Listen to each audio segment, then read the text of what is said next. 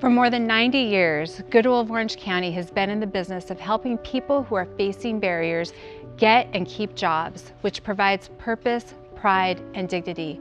We believe the power of work changes lives, and we see the impact firsthand every day. It happens when a paycheck funds a well-rounded future, when a business hires a highly skilled veteran, and when community members donate goods or shop at a Goodwill store. That's impact. Our impact has never been greater. This year, we will serve more than 25,000 talented people. We are setting the standard for how nonprofits can and should innovate and operate to maximize impact. We couldn't make an impact without a team of talented, passionate, and driven individuals. It's because of you that we are able to change lives. Let's take a look at some of these teams in action. Through our community-based services program, we provide people with developmental disabilities the opportunity to earn a paycheck and achieve greater social and economic independence. We work in partnership with business partners such as Chevron, First American, and Boardwalk Burgers and Fries to place individuals who are ready and excited to get to work in positions that complement their unique abilities. Our Employment Works program helps adults with mental health diagnosis find and keep jobs they love. Our employment and peer specialists coach and nurture each program participant through the search and interview process. After 90 days on the job, graduates celebrate newfound independence and integration into the community. Goodwill's Deaf Services program offers deaf and hard of hearing individuals a comfortable place to connect and communicate their aspirations. Supervisors provide independent living skills, counseling, job coaching, and job placement services. The team also provides interpreting services to businesses and schools.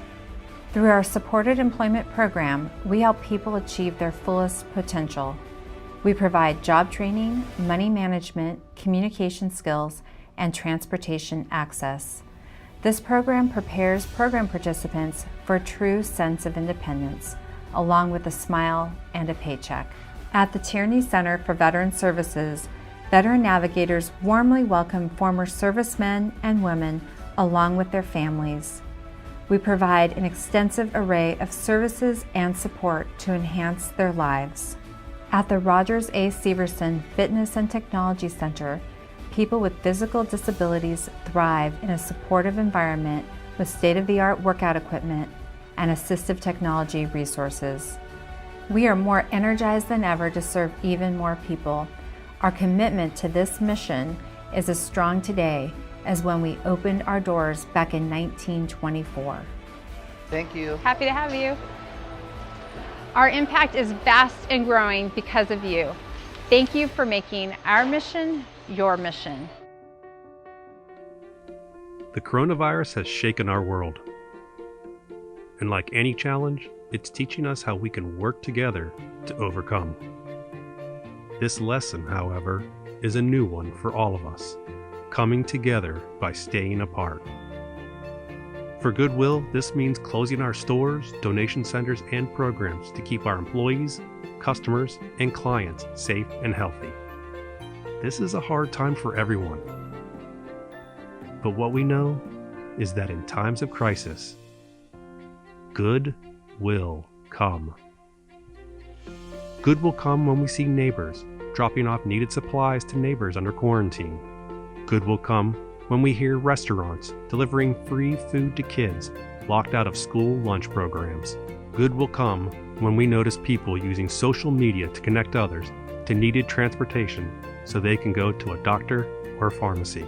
And we look forward to the good that will come when it's time to reopen our doors for you to donate, shop, and help people facing challenges build skills, find jobs, and grow their careers.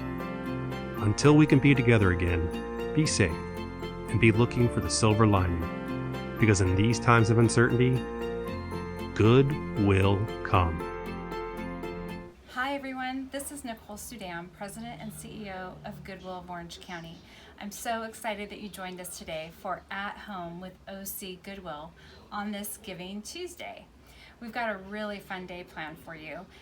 We've got exclusive content, 6 hours of content that we prepared. We got our local thrifters, we've got some leadership team members, home tours, prizes, and so much more. It's going to be a really fun time together. And this is all because we're trying to raise some money today on Goodwill on Giving Tuesday. We want to raise $24,000 to support our mission at Goodwill to help people who are facing barriers find and keep jobs. Our mission is going to become even more important with the COVID-19 crisis. We know that our veterans and people with disabilities, the newly unemployed, are going to need our help more than ever. So today you have a chance to make a big impact by joining us for this At Home with OC Goodwill, and also making a gift to support our goal today to reach that goal of $24,000. So I want to thank you for taking the time to be with us today. We appreciate you. We appreciate your support. We miss seeing you in our stores, and we look forward to being open again soon. So for now, sit back and enjoy. Thank you. Each year, millions of people donate items to community-based Goodwill organizations, continuing a more than 100-year-old process to assist their friends and neighbors in receiving employment placement, training, and education. The idea for Goodwill Industries was born in Boston in 1902 when Methodist minister Reverend Edgar J. Helms went door-to-door to Boston's wealthiest citizens with a burlap sack and asked not for money, but for clothes in need of repair. Helms employed people facing challenges to mend the clothes for a daily wage. He then sold those clothes back to the community, and the mission of Goodwill was born. Through his efforts, Helms learned there was more dignity in receiving a hand up, not a handout. When people learn skills to earn their own paychecks, they have the power to transform lives and communities. Helms believed in giving people a chance, not charity. Goodwill had grown from humble origins into an international nonprofit organization providing employment placement, job training services, and other important services to millions of people.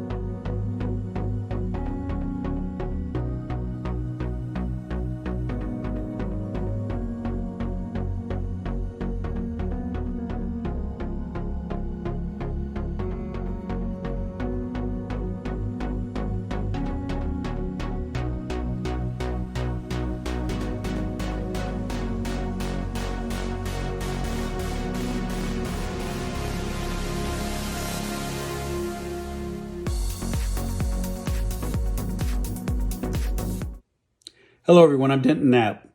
I'm an Army veteran and director for the Tierney Center for Veteran Services with Goodwill of Orange County. The Tierney Center serves those who served. And with over 130,000 veterans, along with their family members in Orange County alone, we have a daunting task to ensure they receive the services and benefits they so rightly earned. On Giving Tuesday, we all have the opportunity to donate to those organizations and causes for which we feel most passionate. I ask each of you to consider donating to the Tierney Center for Veteran Services.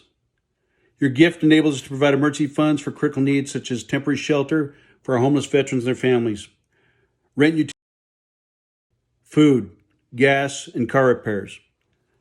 We assess, prepare, and place veterans and their family members into meaningful work throughout Orange County, helping them achieve their goals and change their lives. We all thank veterans for their service, and as a veteran, I'll tell you that's very much appreciated. But let's take the next step and demonstrate it. Your generous gifts on this Giving Tuesday will ensure that our veterans and their family members have a place to sleep tonight, have food to give their children, adequate medical care, and a job they can be proud of to sustain their family. It's a small token that we can give to them for all that they've done for us in defense of our nation. From all of us here at the Tierney Center for Veteran Services, Goodwill of Orange County, thank you all for your generosity, especially during this difficult time. And may God bless you all and keep you healthy. Come visit us at the Tierney Center, and thank you again. Hi friends and supporters, my name is Nicole Sudam, President and CEO of Goodwill of Orange County. A lot of my friends and colleagues give me a hard time because they say, wait a second, you worked at Second Harvest Food Bank, you went to Goodwill, then you went back to Second Harvest Food Bank, and now you work at Goodwill. So it's really ironic that today we actually have the Second Harvest Food Bank at Goodwill of Orange County. I'm really pleased that our team at Goodwill of Orange County is mobilizing to support the Second Harvest Food Bank. Normally this distribution center would be for all of your donations that would be sold in our retail stores. But with our retail stores closed, we're now mobilizing our resources to help the Second Harvest Food Bank meet the need in our community. Our team at Goodwill of Orange County is really proud to partner and help the Second Harvest Food Bank as they are meeting increased demand for food assistance during this COVID-19 crisis. To find out how you can help, please visit ocgoodwill.org. Thank you.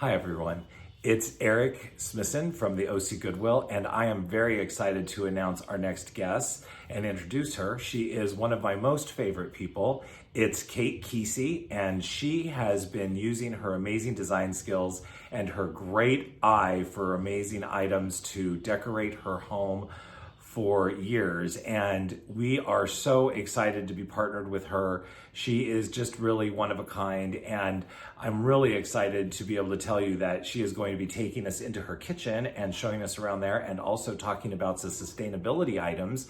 And the great news is that if you donate during her segment, you will be entered in to win some amazing prizes. So without any further ado, ladies and gentlemen, Kate Kesey.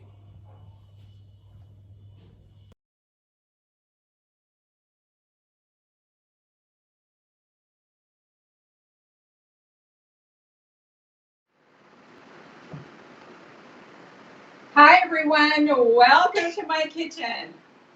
I'm so excited to join Orange County Goodwill and partner for such an amazing cause today for Goodwill. Today is Giving Tuesday.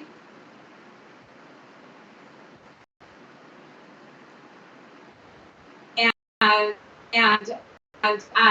just want to go ahead and start with love for Orange County Goodwill and where my heart comes in all of this. Sorry, I've got Rob and Gracie here doing my technical support, so we're ready to rock and roll. Okay, so I started my journey of being a thrifter about 27 years ago, and I started with Orange County Goodwill. I was a single mom, and I found it to be an amazing way that I could take care of my children and still do my wardrobe for work and furnish my home and all types of things. So from that point on, I transitioned into having a fully thrifted home, and from everything. So pretty much everything that's in our home, including our clothing, is all thrifted from different locations of Orange County Goodwill. Yes, I do thrift at other locations as well, but that pretty much my heart is at Orange County Goodwill. So today I asked for a donation standing for $1 for every year that I have been a brand partner for Orange County Goodwill. I came on in 2016, so it's a $4 donation, and you get to win some really fabulous prizes. I have some wonderful makers that have donated, and these items, if you give during my segment, those items will be shipped to you if you are a winner. And I'm so excited to get started and share with you our latest project. I flipped our kitchen for $300 a few years ago, but just last week we did this open shelving, and I'm so excited to share with you all of the beautiful accessories that you see here have all been thrifted from Orange County Goodwill.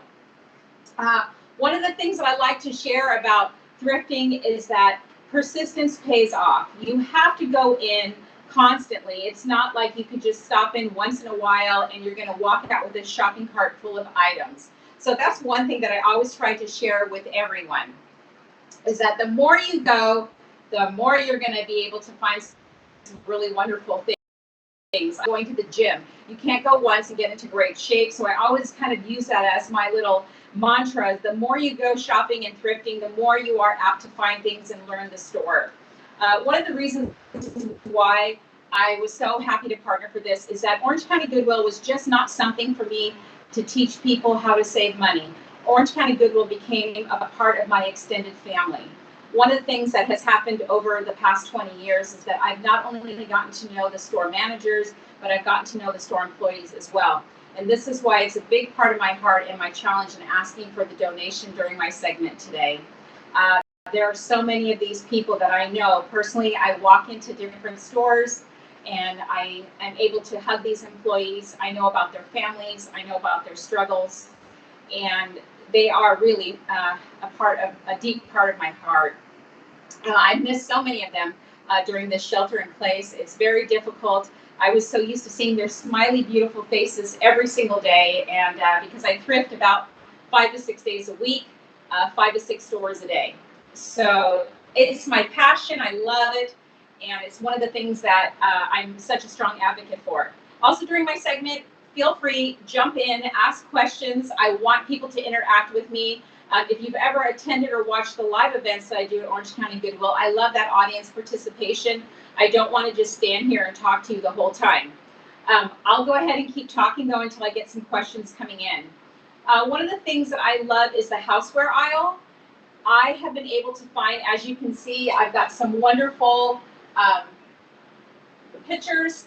I love ironstone, so it's one of the things I always look for in pottery. I'm a big, big fan of pottery. I love Crate and Barrel, and I love West Elm, and I love Williams and Sonoma and all of those, but I don't like their prices. So I love shopping the Goodwill and finding those exact name brand items, and that's what I did when I was looking for these things. I wanted those key pieces, and I found them. Also, my light pendants that so many of you asked me on Instagram about, these are from Orange County Goodwill. It took me 3 months and 6 different stores. I found one in one store and one in another, but it paid off for me. And that's the thing that I love to share with people, is that you can get textiles, you can get so many things. All of our kitchen textiles, all of our bedding, everything is thrifted. And I love it. I love the thrill of the hunt of going in there and finding things that make our home beautiful on a budget. And you're supporting a great cause as well. One of the things that I like to share with people about thrifting is when you go into the store, unless you are someone that thrifts all the time, you may feel a little overwhelmed when you first walk in.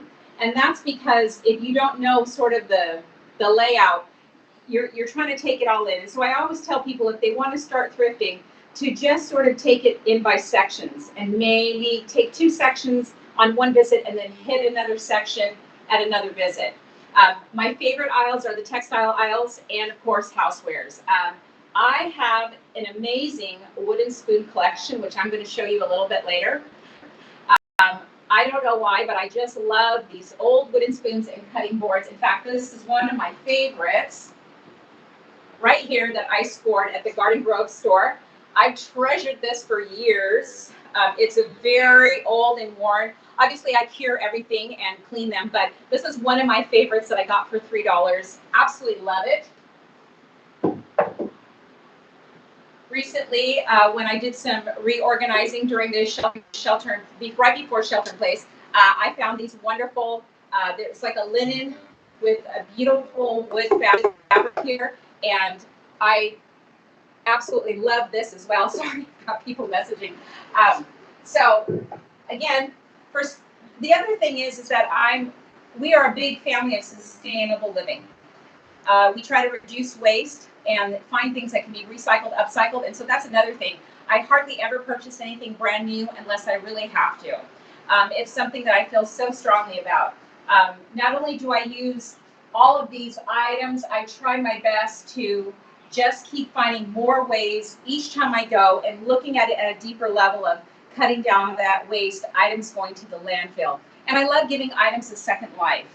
Recently, I had a follower give me a basket, and I fell in love with it. I turned it into a plant stand, but I couldn't just toss the handle. So the handle is up here on my shelf. I just put it up there to add a little bit of a layer to my open shelving, and it makes me think of her all the time.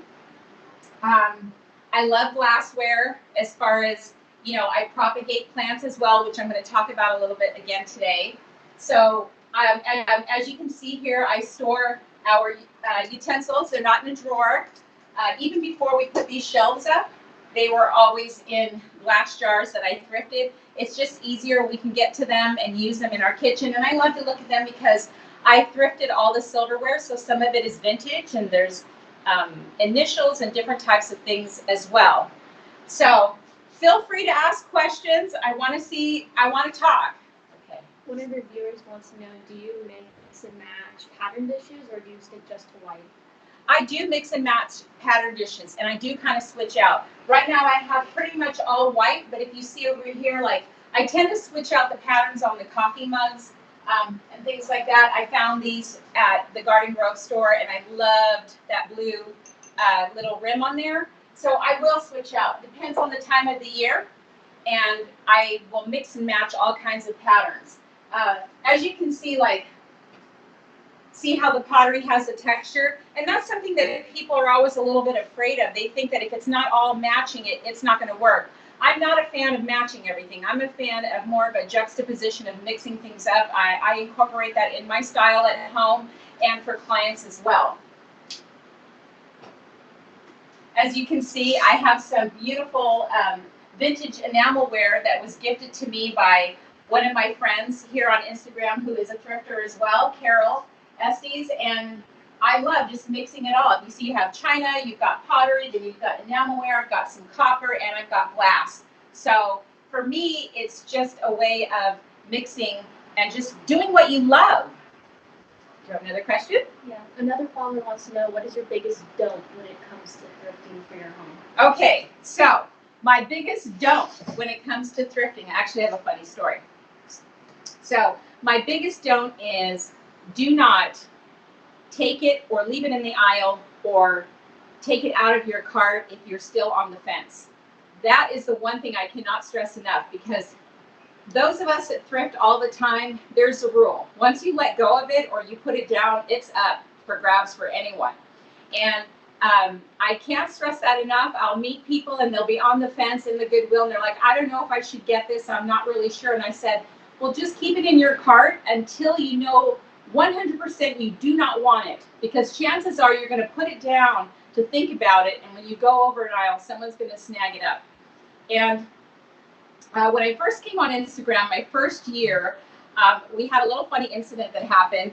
I used to do a lot of live feed in the beginning at the Goodwill when I was shopping, because I was so excited and passionate. I wanted to show shoppers what the store looked like and all the amazing things that they had. And so one day I was in there and I found this rug and it was adorable and I loved it. And so I was filming live and I had the rug down on the floor in the Goodwill and I was showing it. And, you know, I got so caught up in the moment talking to my followers, I sort of forgot that I was on a live feed. And so a lady from, you know, a couple of, I don't know, maybe 20, 30 feet from behind me started yelling at me and said, that was my rug. And I found it in the aisle on the end cap. And so I said, well, if it was yours, it should have been in your cart. And anyway, long story short, she decided she was going to try and take the rug. And I had my camera, my phone down, and without even thinking, I just brought my phone back up. And so it was right on her. And she could tell my seriousness in my face, like, you're not getting this rug. And I rolled it up and I put it in my cart. And she's tried to, you know, kind of banter back and forth with me. And I said, no, you should have let it go. It's mine. And so a lot of my followers tease me. And I am very kind of savage at times about thrifting, because it's the truth. If you find something and you love it, don't let it go. Put it in your cart. By the time you get up to the register, if you decide you didn't want it, then let it go and put it back. But other than that, that's my biggest don't. Someone wants to know, when is the best time to shop? The best time to shop, the best time to go for me and for those of you that are local here in Orange County, for me, it's between 10:30 and 1:30. The carts are coming out, the shelves are getting stocked with new merchandise, fresh things are being moved around. I'm not saying you can't find anything wonderful later on in the day, but for me, that is my prime time. I love that time. People tend to flock the store after work, and I think sometimes you don't have the same shopping experience. I'm a fan. I mean, sometimes I'll pop in the store at 8 o'clock at night and just do the last hour, just because I love thrifting so much and I want to see what's there. Do you have more questions? Someone wants to know, what's your favorite find you have from the Goodwill? My favorite find is a room and board sofa that I no longer have, but I had it for over 10 years. I found it at the Orange County Goodwill in Brea, their Brea location. And it was one of those things that it was just an absolute lucky moment for me. I had been looking for a sofa that was sort of linen or tweed, and I couldn't afford one. And so I just was doing my normal Saturday morning at the Goodwill. I arrived at the Brea location and I happened to peek up against the glass and I saw this sofa coming out onto the floor, and I could not even wait the 10 minutes. I was the first one standing in front of the door. And the minute the doors opened, I ran in and I grabbed the seat cushion and I ran to the counter. It wasn't even tagged yet. And I ran to the counter and the manager said, hi. And I was like, hi. I said, I really want to purchase this sofa. So it was a sofa from Room and Board, which is a really great store in LA. And it was a floor model that they donated to Orange County Goodwill. So I got it, and I had a 25% coupon and I used it. So I got the sofa for I think $47 and some odd cents. And if you look at my older pictures on Instagram, you can see that sofa. I loved that sofa. It was amazing. So that was my best find ever. But there are so many finds that are great for me that I have an emotional attachment to them because I'm so excited about finding these pieces, like that little cutting board or something like that. Is there something you won't ever leave behind when you see it in the shop? If I love something, I won't leave it behind. I try to tell people that write to me, if you stand there, you'll talk yourself out of it. So my rule of thumb is that if you love it, just grab it. Just grab it and you will find a spot for it in your home. Your home should tell your story. It should tell the story of who you are, your family. And for me, all of the pieces in our home, it's us. It's the story of us. So if you love it, don't leave it behind. A good question came in. How do you mix decor trends? Okay, so I'm self-taught. For those of you, if you're new here, if you followed me for years, I do not have any type of interior design background. I just do what I love. So for me, I love to layer. I love patterns, texture, and sometimes, obviously, you know, I'm more of a neutral fan with injections of color, not a ton of color. So typically what I like to do is just, if I love the pattern, let's say it's a pillow or it's a throw, or maybe it's just a plate, and I absolutely love it, I will bring it home and I will sort of play in my shopping cart while I'm in the Goodwill, and I'll find a couple of things that looks like it'll go with it. Like I almost use it like a mood board. And once I see it, I'm like, okay, I got it. I have a feeling, because I don't hoard anything. Everyone knows that follows me. I'm pretty much a minimalist. You won't see stacks of stuff in our home. Everything that is on display, it's not to look pretty. Everything is used. So everything that is being on different shelves or in different spots or on top of the table, it's items that we use all the time. Do you just shop for your own home or do you shop for others too? I do shop for others too. I do design work here in Orange County, and a lot of my clients are very open. So I would say 75% of my clients' homes or their Airbnbs that I revamp for them, they are open to me bringing in thrifted pieces. So sometimes I will do a property all in thrifted pieces from Orange County Goodwill. So yes, I do shop for others. Another viewer wants to know, do you have a specific vintage set of dishware, fabrics, or furniture that you always look for when thrifting? For me, I love ironstone, so that's something that I always look for when I'm thrifting. I'm always in that section looking in. I love vintage copper, and of course, this might be a great time to talk about my amazing spoon collection.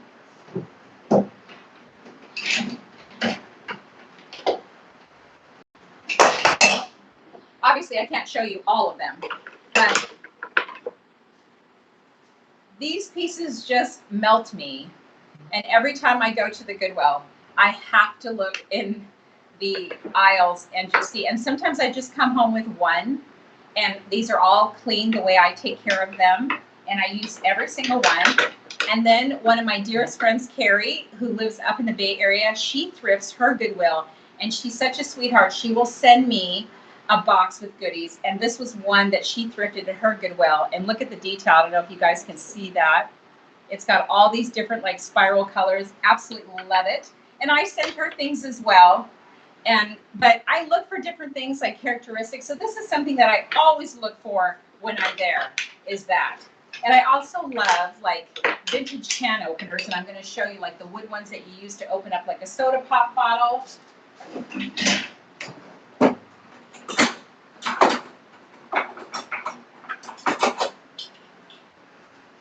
This is probably one of my favorites. I've had this for, gosh, since my boys were little.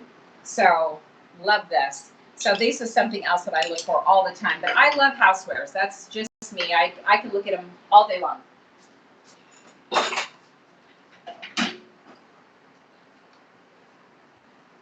Here's another little goodie that Carrie is like green pepper, and it has a little spoon. And I love wood dishes. I use them all the time, and you'll see them out when we have family gatherings, when I'm entertaining. I use them to corral beauty products. I use them obviously to plant plants.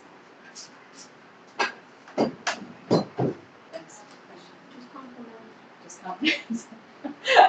Okay, so the the vendors that I have giving away today, one up first is the Lumia, and they are giving away, for any of you that donate, this beautiful Turkish, and it's a very generous size. It's called their Sophie blanket.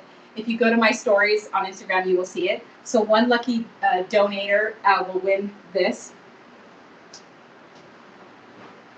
I also have Textured Ink that is doing 2 sets of, well, actually 4 pillows from their new line. You'll see the graphic in my Instagram stories.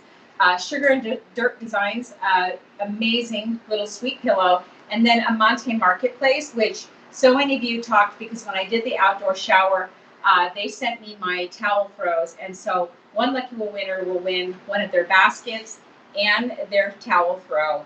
And then Audrey and Hank from Anything Rustic are generously giving one of their very beautiful vintage chapati boards. I think I'm saying it correctly. I'm sorry, I am melting in my kitchen. So anyway, there's some really great prizes. And the last prize that I want to give out to one person that donates is one of the things that was really on my heart the last time we did a styling event was so many of you are trying to beautify your backyards and beautify your home and wanted to learn a little bit more DIYs. And it is kind of hard sometimes, even when I teach a workshop, to have everyone in there at one place. So what I wanted to do was give 2 lucky winners a one-on-one DIY in my backyard and build a bench or a miniature living wall that you could take home and work. But I want to do something hands-on with 2 lucky winners. So that is 2 of the last prizes for what we're donating during my segment. Any questions? Where do you get your inspiration? My inspiration really for me is things that I see, which most people wouldn't like really understand, but sometimes, so you guys know that I love to go dumpster diving. So a lot of times people's trash is my inspiration. And there's a story behind that. I was adopted in Orange County. I was one of the first children adopted by a single parent that had never been married. And I was very unhealthy as a child, even before my lupus diagnosis. And no one wanted me because I was unhealthy. So I got passed up every weekend for visitation rounds. And my mom, bless her heart, saw something in me. And for some reason, she cultivated that. And from the time I was little until the time I got older, I have such a spirit of wanting things that other people don't want. And if you really think about it, all the pieces that end up in the Goodwill stores are things that people didn't want. So it was no use to them. That's why it's there. And I am a firm believer in giving second life to something. I think sometimes we have pieces and we look at them and we think, I don't know what to do. This is old, whatever, and you get rid of it. And so that's sort of my standard as far as how that's what speaks to me. No questions. No more questions. Okay, so we're going to talk a little bit about sustainable living. The one thing, like I said, I love to use glassware, and that's something that I always do. Rob and I also rescue a ton of reclaimed wood. And as you can see over here, we build everything that we use, like our towel racks and any type of stand or coffee table or farm table. And so when we were redoing the kitchen, we used our scraps to do this, these little hooks so that I could hang my things in the kitchen. I think so many times, you know, if you're driving by and you see a pile of wood, most people don't think about that. But for me, it's like, it's a treat. And I can't wait to bring it home and work on it. I do many weekends consecutively of driving through alleys looking for people, furniture, broken patio furniture, anything that's wood, pieces of wood. I bring it home. Obviously, I have to make sure that it's not termite ridden and things like that. But I save what I can and I bring it home and I rescue it and we revamp it into something else. And it is one of my greatest joys, and I love sharing that with people as well. Rob and I have the tendency to find old dressers that are busted up or it's missing so many drawers, but it has a few left. And so this is one of my favorite things to do, is to add little pieces of wood in an old drawer or desk drawer and turn them into like silverware or cutlery holders. I love doing this.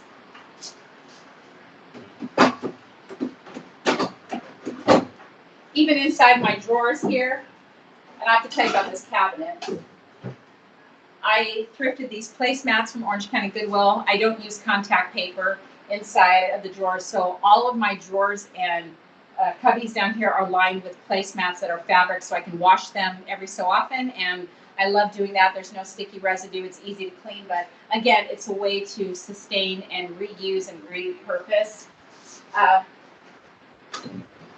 So our home was built in 1950. This kitchen is only 10 by 11, and so there was only 2 spaces, there and here. And so that's why we don't have a microwave, because I was like, I can't give up a counter, and I really didn't have room for like a microwave cart or whatever. So he was moving, and he used to work at, got this old biology cabinet from a classroom, and I absolutely fell in love with it. And he had ordered a big dumpster. I said, "What are you doing with that?" He said, "I'm gonna throw it away." And he told me what it was, and I said, "Oh my gosh, please don't throw it away. Can I have it?" So obviously the top was longer, so we measured it to fit this space. I used to have an old, like a inexpensive cabinet here, but it wasn't doing me any good. So Rob cut it, and we fitted it. I refinished it. We sprayed the handles to make it, and this really thick top here, because it was a biology, the kids did their dissecting and all of that. So this is just when I cook, because my stove is right here, and pots and pans are stored in here. My wooden spoons, my utensils, my knives, and everything that I need. So I am such a big fan. People send me photos all the time and say, "Would you save this, or would you keep this?" And so I try my best to sort of give them ideas. But if it's old or it has an old wood patina, I'm a huge fan of it. One last question is, what are your top 3 tips for being a successful Goodwill shopper? Top 3 tips of being a successful Goodwill shopper: go frequently. Number 2, have an open mind. Do not go into the Goodwill saying, "I need to find this item." Chances are you won't find it. Be open. And 3rd, look in the unexpected places. And I tell this during my styling events. People will walk around with something, and they're not going to take it back to where they found it from. So they'll either tuck it in somewhere else, or they're going to leave it on the end cap, or they will dump it at one of the displays by the register. So the last thing I do before I go to the register is I check all of the end caps. And I always like to tell people, get your exercise, have elevator eyes. Do not just look right here. Go all the way down to the last shelf and kind of look all the way to the back. I have found some of my greatest pieces doing that, because people think either they're going to hide it or they're going to come back. I'm not really sure. Maybe I'm speaking to one of you, sorry. But that's my 3 top tips as being an effective Goodwill shopper. Okay, so let's talk a little bit about plant propagation. It's something that I just kind of incorporated in recently using my pieces and vessels from Orange County Goodwill. A lot of you know that I'm a big fan of what they call a mother-in-law tongue or a snake plant. And I guess a lot of people didn't realize that you can tear a leaf and propagate from that. So I want to talk a little bit about that. My mom has a green thumb. My grandmother and my aunt had a green thumb. So luckily I got some great tips from them. So snake plants, these were all just one leaf, and you just put them in water. You don't have to fill it all the way up, and it'll start to take root. And once it starts to take root, and it's a good amount of root, you can transfer it into the dirt and it will grow. It's a hardy plant. It's hard to kill. Same thing with succulents. I love to just grab like a little leaf, or what we call plant borrowing when we're on a walk, and placing it in some water, and there you go. I will propagate in coffee mugs, old food jars. It doesn't matter what it is. If it can hold water, I'm going to propagate something in it. The one thing that I love about the plants is just there's so many different things that it's good for you, obviously, with the oxygen and things like that. But it's a great thing for you in here, because you just watch it grow, and then you can replant and get more plants out of it. So I try to share a lot of propagation tips as much as I can. I have a hashtag on Instagram called propagating. So if you share your propagation tips with me and hashtag me, our little team will share you in our Instagram stories. Another thing I think people don't think about When I was a single, I colored flowers, so I was a big fan of cutting tree branches or picking them up when they have fallen on the ground and getting a little snip from them. And as you can see, this is what I do in my kitchen. And we love it. And it just adds that greenery and it saves you money and it's budget effective. So before I close out, I just wanted to share how wonderful it was to talk with all of you. Again, if you have the opportunity, I think they're going to leave up my window of donation time for those of you that want to donate and win a prize. This is a deep part of my heart. These people, like I said, are my extended family. I miss them deeply. So if you donate the $4, it would mean the world to me. And Eric, I love you. Eric brought me on board 4 years ago. He saw something on me on Instagram, and he's blessed my heart. It's been a joy to work for Orange County Goodwill. Moxie Marketing, Jeanette and her team have been absolutely amazing. Nicole, Tamara, I'm truly blessed and honored to be a part. Later on today, you will see all of the influencers that are teaming up as well. They're absolutely amazing, so please come on and watch them and support them as well. So thank you so much.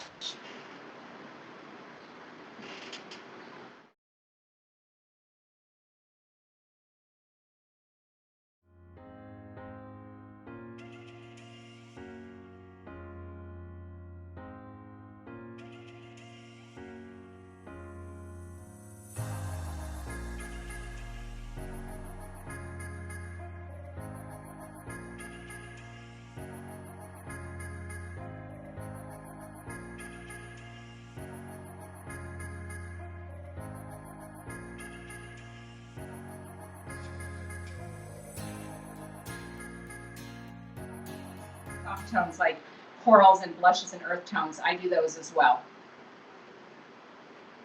Any other questions? Let's see.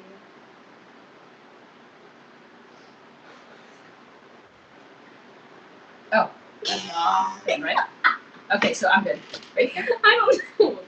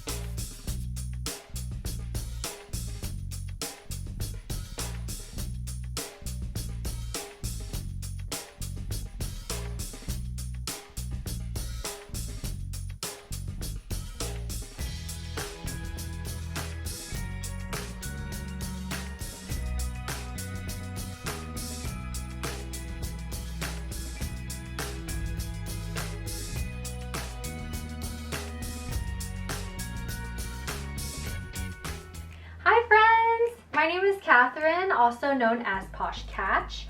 Welcome to the corner of my closet office. Today I will be going over my spring capsule wardrobe pieces, and then as I go through, if I remember, I will tell you guys my tricks and tips for spring cleaning out my closet. So if we're gonna get ready to purge, I'll give you guys some tips for that. These are the must-have accessories. I think every woman has these in her closet. If not, these types of accessories and in this color scheme is what I would recommend in a capsule wardrobe, just because it's very timeless and it goes really well with all the spring color outfits that you would be wearing. We're gonna go back to this in the end once you see some of the outfits that we have. So we're gonna start off with a spring floral dress. Now it doesn't have to be this exact style. It can just be any kind of pattern of floral. What says spring more than floral, right? I actually thrifted this beautiful Zara, it's kind of like a mock neck floral dress from OC Goodwill boutique. And I love this because not only can I wear this in spring, I can also wear this in fall with like a fur vest and make it kind of like a boho retro 70s vibe. So this looks really cute with any of these shoes actually. Can you see that? How cute that would be for spring. And then if you kind of want to make it a little bit boho, kind of edgy festival look, you could totally do it with a boot. Doesn't that completely change how it looks? So this is one of the key staples for my spring capsule wardrobe, is a floral dress. Next up, we have a denim jacket, also thrifted from OC Goodwill. So depending on where you live, the weather, may or may not be kind of chilly. It could be really hot. I don't know. But here in Southern California, I think this week we're in like the high 70s or 80s, and it's been kind of warm. Like when I go out, I actually kind of sweat a little. It's actually pretty hot. But some months we get really chilly winds, or it even rains a little bit, like April showers, all of that. So having a nice denim jacket is a really cute way to just kind of layer on something if it gets a little chilly. It looks cute tied around the waist, and it's a neutral color, and it pairs really well with all outfit colors, especially for spring. Like, how cute does it look with these magenta shoes, right? These magenta espadrilles. Really cute, blue and pink or magenta together, right? This isn't just a spring capsule wardrobe staple, it's an all season wardrobe staple. I've been wearing this denim jacket a lot. So if you guys don't have one, I highly recommend getting one. And thrift stores usually have a ton of them. I've seen so many at OC Goodwill boutiques or OC Goodwill stores. So this is a staple.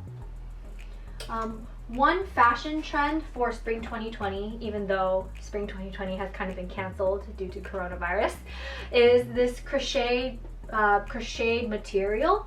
I also thrifted this top, and it's just got this really pretty crochet knit pattern. And for spring and summer, I love a white top. I mean, for all seasons. I just think it looks so clean and so chic and very classy. So this color, white, is a neutral, goes well with all other colors. I mean, look at how good that looks with the shoes, right? It's gonna look so cute if you pair it with some skinny jeans or some culottes. I'm all about culottes. I mean, even look, it looks so cute with my outfit, right? So I have some bottom options for you guys. If you don't have a pair of shorts, I like high-waisted shorts. You can get them however you like. Denim shorts, you could do cut-offs, you can do frayed raw edges, all cute. But look at how cute that is together, right? And for me, I know my outfits tend to be a little bit more plain sometimes. That's why I like to spice it up with a little bit of colorful accessories and jewelry. So super cute, right? Another pair of bottoms that I have, also thrifted, are these denim culottes. I love denim culottes. They have this kind of like wide leg opening, and I just feel like it's really flattering with any kind of heels. So you see this? Cute, right? Oh gosh, love spring wardrobe. Next, we're gonna move on to white jeans. Now, this might not be everyone's cup of tea. I'm not saying you have to get white skinny jeans. It can be white cutoff shorts, white chino pants, white chino shorts. It just looks so clean. Especially if you want to do like a monochromatic look, do all white. I mean, like what I'm wearing right now. By the way, this top is also from OC Goodwill Boutique. I always find the cutest stuff there. I don't know if you guys have ever been there, but if you guys are in Orange County, go. So yeah, monochromatic look, all white, super clean. It would look good with this gray suede woven mule, or even with these kind of like nude beige-ish lace up heels.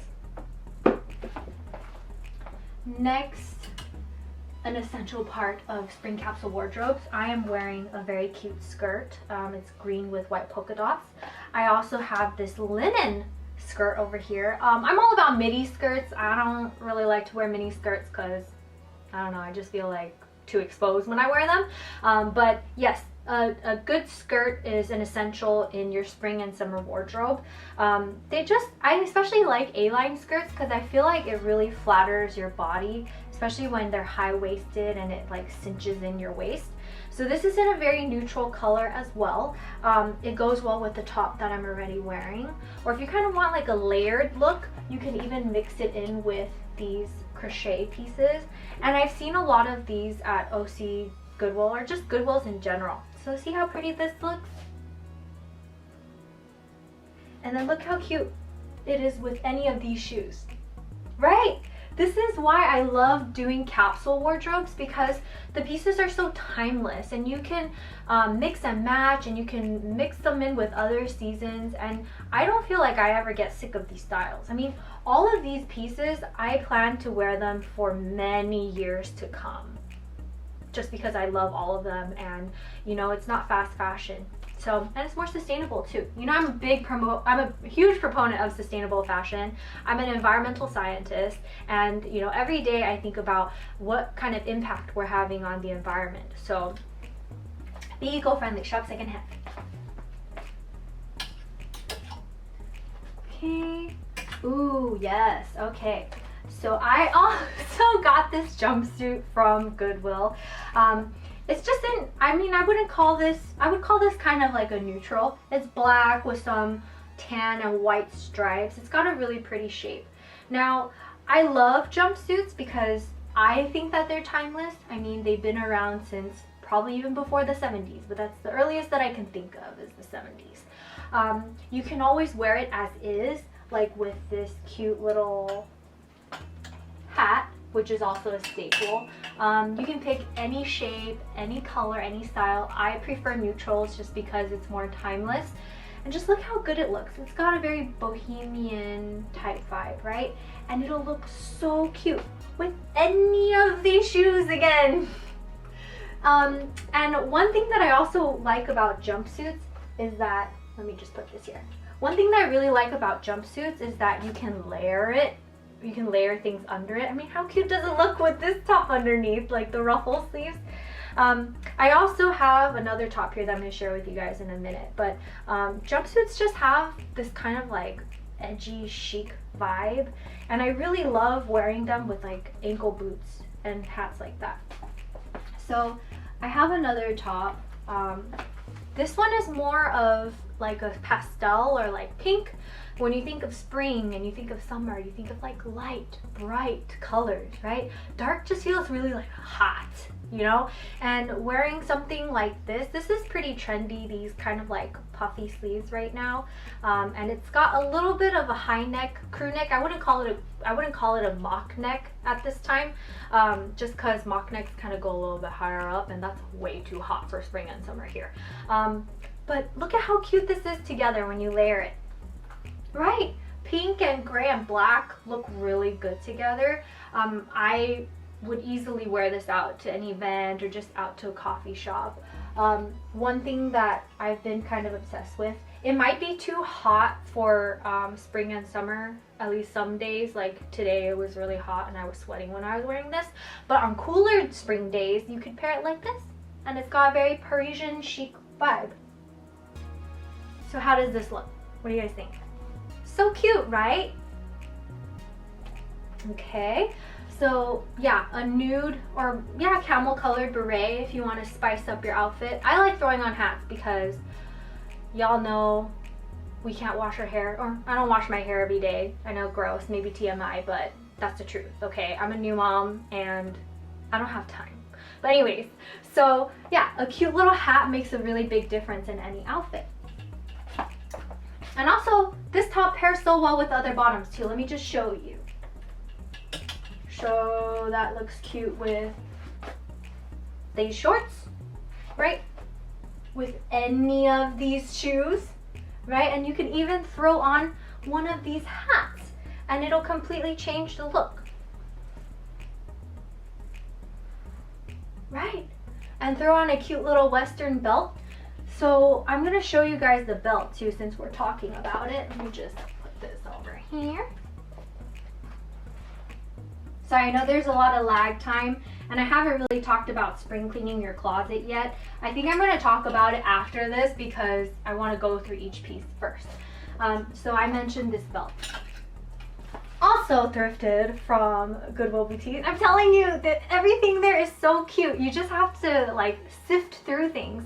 And that's why I love thrifting. You know, you're going through and you're sifting through all these things and then you find a treasure like this.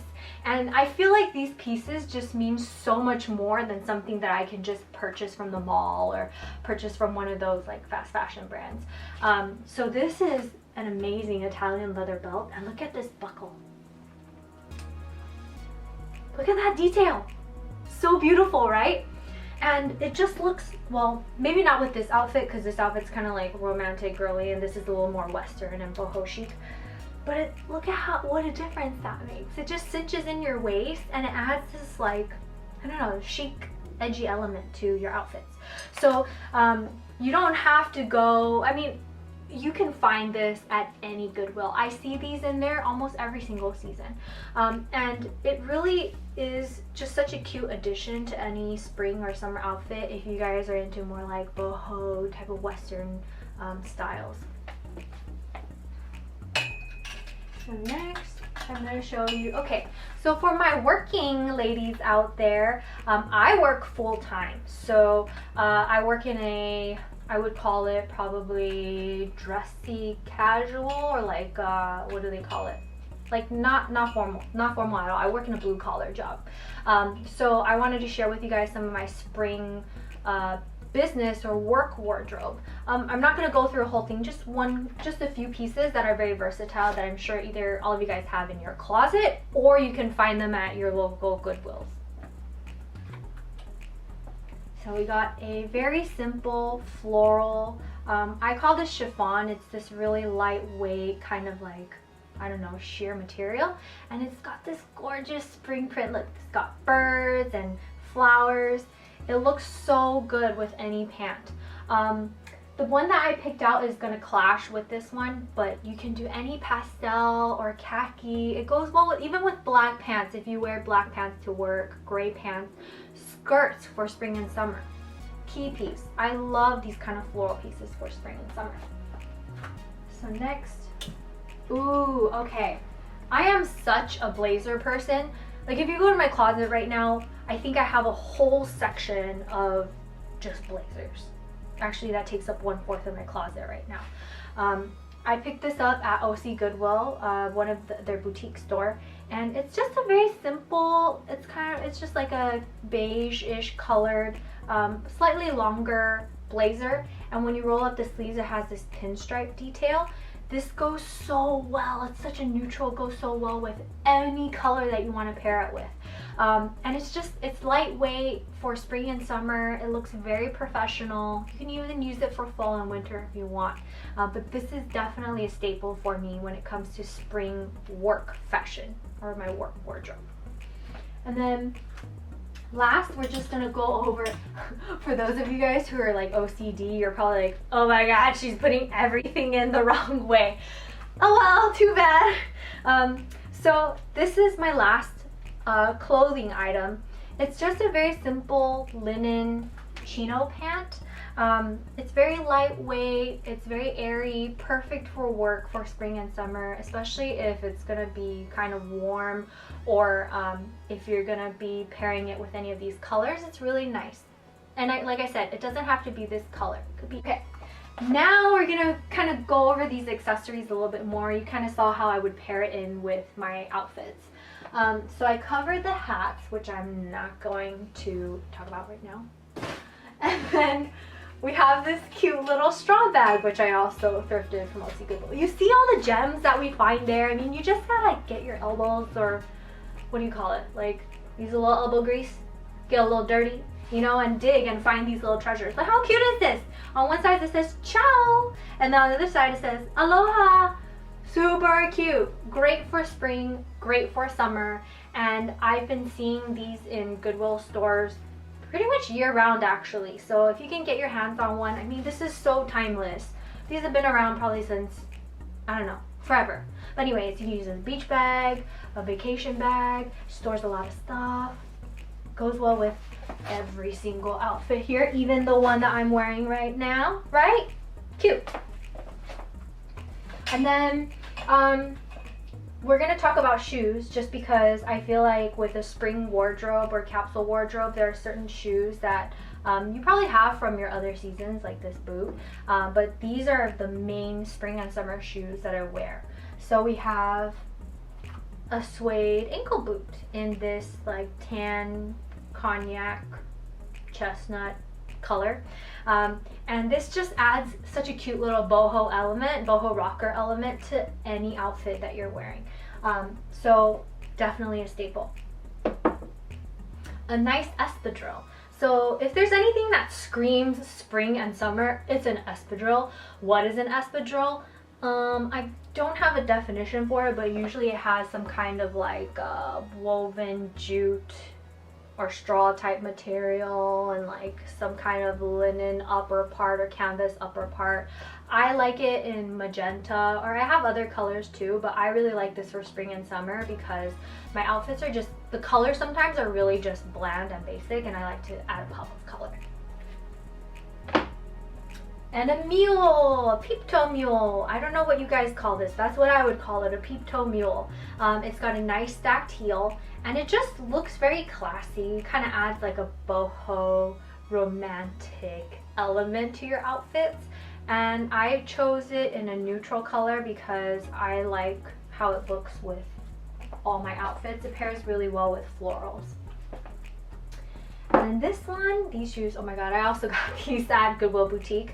Very simple, it's just leather, suede leather. It's got that braided, woven texture, and this lace up detail.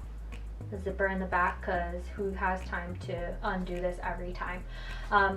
Definitely a closet staple for spring and summer. It just elevates every single one of these pieces.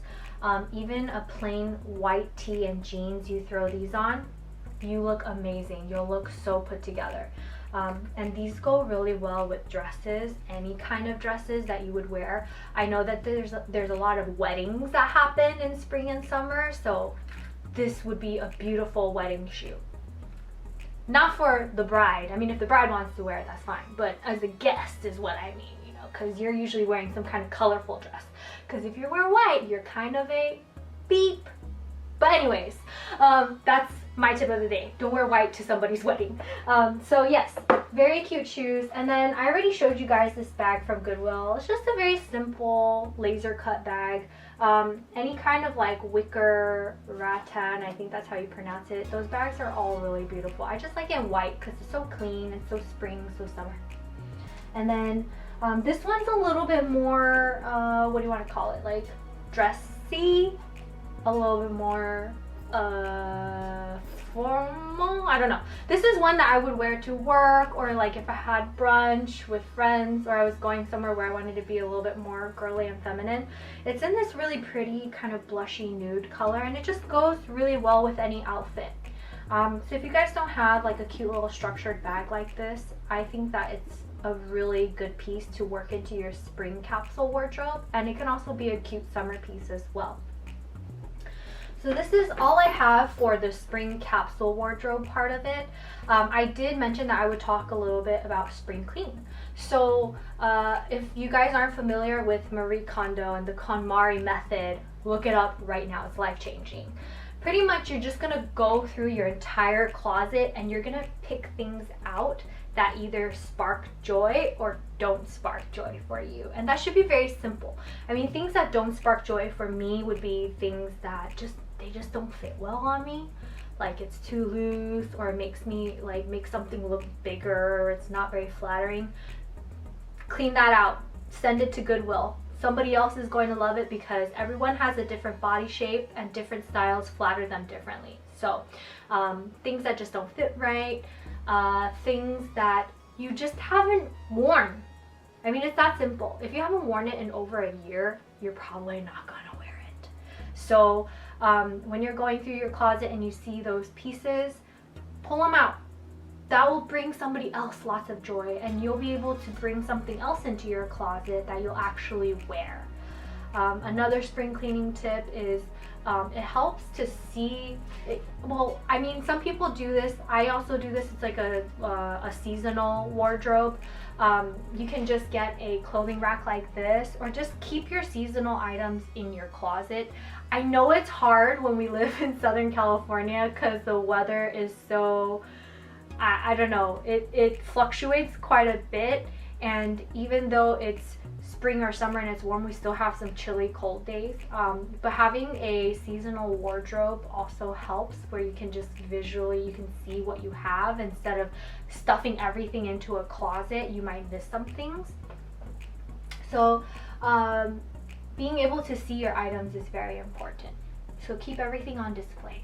I mean, seeing this gives me a lot of joy. You know, I love seeing the floral patterns, the pastels, all of that, and it just inspires me to create outfits.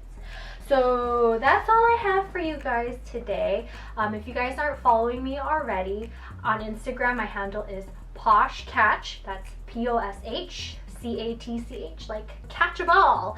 And if you guys ever have any questions about anything, please just DM me, message me. I will gladly answer your questions, or I'd also love to just chat with you, get to know you. But anyways, I'm also auctioning off a one-on-one, we can talk about anything, 30-minute session with me. We can do an Instagram, Instagram FaceTime or whatever. I can give you guys a Poshmark closet consultation. I can talk to you, we can talk about whatever you want. Sky's the limit. You have 30 minutes one-on-one with moi. So thank you guys so much for watching. I hope you loved seeing every piece. Let me know what you love. Let me know what's in your capsule wardrobe. I'm so curious. I love being inspired by you guys. So thank you guys. Stay safe out there.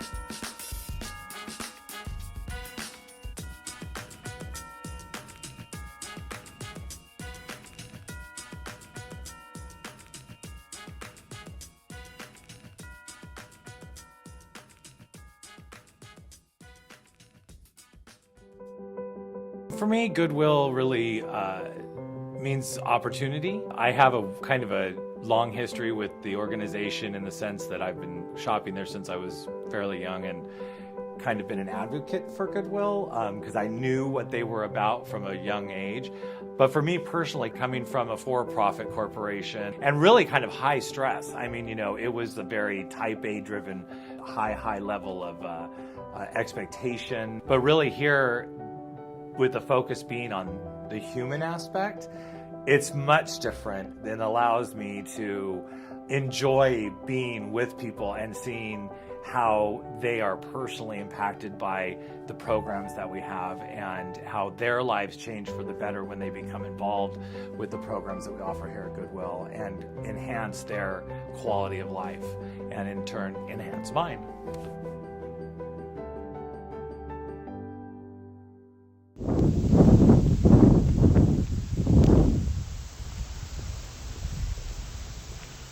Hi everybody, welcome.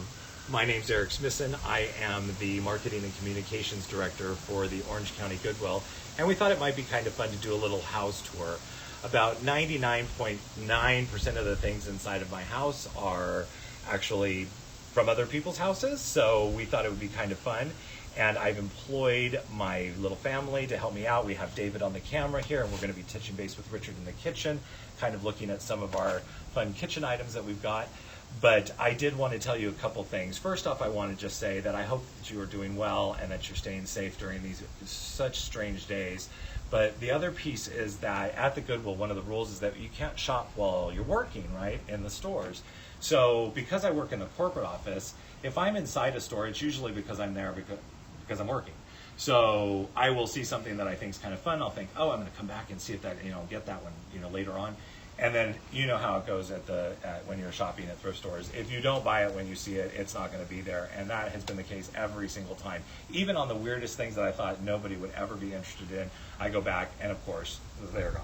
So what we do is we shop at estate sales. And if you don't know what an estate sale is, basically an estate sale is usually somebody passes away or maybe they're downsizing, and so they literally just open up the house and you just shop directly from their house. And what a kind of cool sidebar of that is that you get to see some amazing places. And believe me, we have seen some amazing houses while we've been out and about. So again, welcome. I'm going to bring you on into the house and we're going to check some stuff out. So come on in.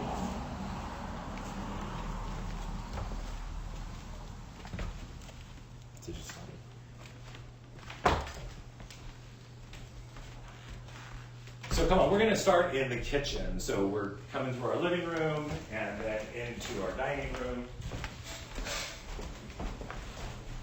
And we're going to go into the kitchen.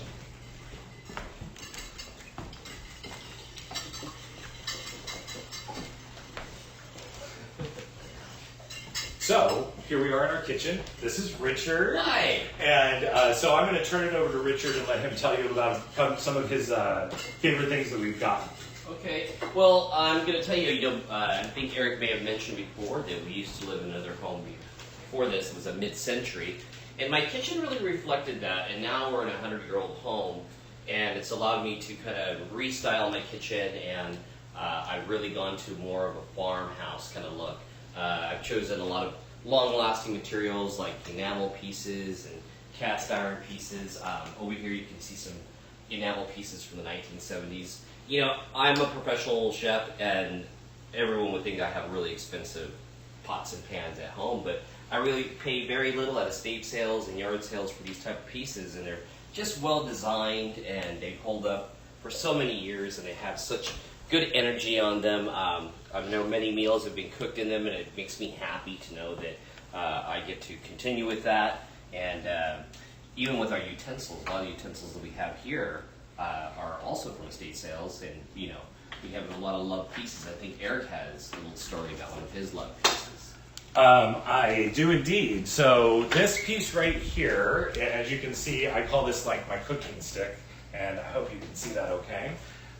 It's literally just like a stick. It doesn't have any kind of spoon dip or anything like that in there. And I love it. I use it every single time I cook. And the funny story about this one is that a friend of mine that never ever goes estate sailing had called me up one day, and I just happened to be off during the week, and he said, would you like to go estate sailing? I was like, sure, I always like to go estate sailing with new folks. And so it was just me and him, and we decided we were going to go to this estate sale in Laguna Beach. So we drive out to Laguna Beach, and we're driving around in the hills up there, and we are looking everywhere for this house. And the GPS is acting all goofy because we're up in the mountains. And so we're having a devil of a time finding this place. We're literally driving around for almost 2 hours looking for this house. So we finally see a mail lady, and we were like, oh my God. So we pull over, and we go up to the mail lady, and we give her the address, and we said, oh my gosh, do you know where this place is? Because we cannot find it. And she tells us, you would never find that house in a million years. So she gives us very specific directions. It's like, turn left at the big bush, keep your eye peeled for this railing. And so we ended up finding the house. It was in the most weirdest place. It was down this extremely steep driveway that literally looked like you were going to drive off the side of the mountain. And we ended up finding it. It's this amazing like 1920s artist bungalow that was built like when Laguna Beach was first founded. It has this amazing unobstructed view to the water. And of course, we get there and it's literally like 2 minutes before the sale's going to close. And so we kind of make a really quick scan through the space. But I did find this cooking stick there and I snatched it up. And it makes me super happy, like Richard said, that, I really think about the energy that's inside of this piece and, that all the meals that were cooked beforehand. And then now I'm kind of, adding to the energy of this piece here. So I think it makes it super powerful and helps make my food taste good. Yeah, I think it is. It definitely works. Right. And one other thing I wanted to also share, too, that I really enjoy is some of these vintage plates, cake stands, platters like this. You can't find anything like this out in the regular store. And they're just so well made and the colors are beautiful, and I often just make desserts just for the sake of being able to show off my plates. And I have some brownies here that I've made for a friend. And I'm really excited to be able to display them here for you. And I think that once I'm done here at brunch, we'll see what I can do for like a little cute landscape. Yes, absolutely. We are going to be coming back to see Richard. We're going to do a little presentation on the table so you can see some of his presentation pieces. We'll have brunch. Yeah, so we'll do that in a little bit, but we're going to make our way into the living room and the dining room and just talk about some of the pieces there and share a couple of other funny stories. So let's go there. Thank you for visiting. So this is our dining room, and I'm going to move around this way so that we can get a better angle of this built-in. So this built-in is super cool, very indicative of the time period for this house. And obviously they painted over all the wood, which is something you have to deal with when you're dealing with a house that's 100 years old. But I did want to point out these amazing cabinets, right? So this is something that we're still working on. Part of us feel like we would want to maybe get some amazing, plateware and some great glasses. Of course, we have some of that stuff. And display it in there. That's very traditional and why these things were built the way they were. But the other part of us is kind of thinking about doing something fun and creating like dioramas inside of each shelf, or maybe, there's glasses on one shelf and then a really cute diorama on another shelf. So work in progress here. I did want to talk about these pieces right here because they're one of my favorite. So this guy here, I don't know if you guys remember or not, but back in the day, there was a store called Bullock's. It was super awesome, old department store. And these were made specifically for, I want to say Bullock's. Rich, was it Bullock's or Buffum's? For these green pieces? It was for Bullock's. For Buffum's, right? Okay, so sorry, there was a Bullock's and there was a Buffum's. So these were made specifically for Buffum's, and there were two. And I just happened to find this one at an estate sale, and I immediately fell in love with it just because it has like the most beautiful color, has these amazing lines. And I love animals, and so I'm always kind of drawn to things like this. But anywho, really loved it forever and ever. As I did some research on it, I found out that there was a companion piece that went with it. And for my birthday, my family found it for me, and it's this beautiful deer. So yeah, love those. These are like two of my favorite pieces, so we always make sure that they go out somewhere so that they can be appreciated. We did just get this piece. This was something that we found right before we went into, Safe at Home. And it's this amazing Viking boat. It's just kind of like a resin. But we were amazed. There's not a bit of damage on it. It's super thin, but what's really cool about it is that when the light hits it and the sun comes in, it casts shadows on the wall of like the little guys rowing and stuff like that. So really, really loving that piece as well. And it worked perfectly in this like weird little space. We like to have things on our walls, so we always have, pretty much fill our walls up all the time. And it fit perfectly right there. We do have this great piece that we found at an estate sale, and obviously it's like a hutch, but we just put a bunch of white stuff inside of there as kind of like a collection piece. And one of the things that I wanted to point out, only because I'm going to talk about it in a little bit later, is that Jonathan Adler, I don't know if you're familiar with him or not, but he's a potter, and he makes these amazing pieces, and there's some inside here. I don't know if you want to come over and get a little bit closer on some stuff. I can open it up so it's a little bit easier to see because it's glass. But here's like a butter dish that's like a whale, and here's a little fire. You put matches inside of this, and you can use the matches to strike on here to light your fire. This one's another Jonathan Adler piece. And so he does these amazing pieces, and he does a whole bunch of different series of stuff, but his early stuff was this white stuff. And I'm gonna move over here only because I wanna show you this one piece that was so funny. So you can see, I'm gonna move him so you can see him really good. So he's kind of a messy hair little planter guy that we have in here, right? Super cool. Well, what's really interesting about this is that when you go to estate sales, a lot of times when you go into the garage, you buy the stuff directly just from the garage, because a lot of times they move stuff into the garage that they don't consider like super collectible, or whatever. It's like a lot of rusty tools and things like that, or bags of charcoal. But anywho, never pass up the garage, because you never know what you're going to find in there. That piece was actually in the garage, and there are pieces that that Jonathan Adler made that look almost exactly like that. So it's very interesting to that's obviously a vintage piece. So it's interesting to kind of see these inspiration pieces that these different artists use and stuff like that. So we're going to move on over here into the living room. So we have these amazing pocket doors, which I'm going to let David move so he can get a better shot of them. So there are 2 pocket doors here, which were really something that we fell in love with. We're in the process of kind of cleaning them up. Obviously, they had painted them and had them shoved in the wall for so long that they really never, scraped them and got them all super nice. But David's been working really hard on getting these clean. So these are super fun, and of course, obviously, it's always kind of cool to be able to be like, dinner is served, and you can open them up. So that's kind of a fun little thing about the house. I wanted to show you, well, here's our little going out situation, like our cleaning station. So we have gloves and, Lysol and hand sanitizer and masks. So that every time we have to leave for whatever reason, that's all right there. But I did want to talk a little bit about this piece, only because it was super cool, and it was at one of the craziest houses we had ever gone into.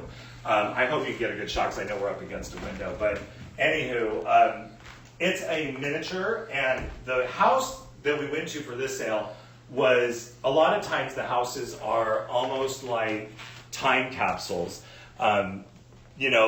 They find a style they like, and they're like, this is it, this is what I'm feeling, and I'm never going to change it. And this house was definitely like 1981. It was all black and white. They had black shag carpet. They had that shiny ceramic, like leopard coffee table with a piece of glass on top.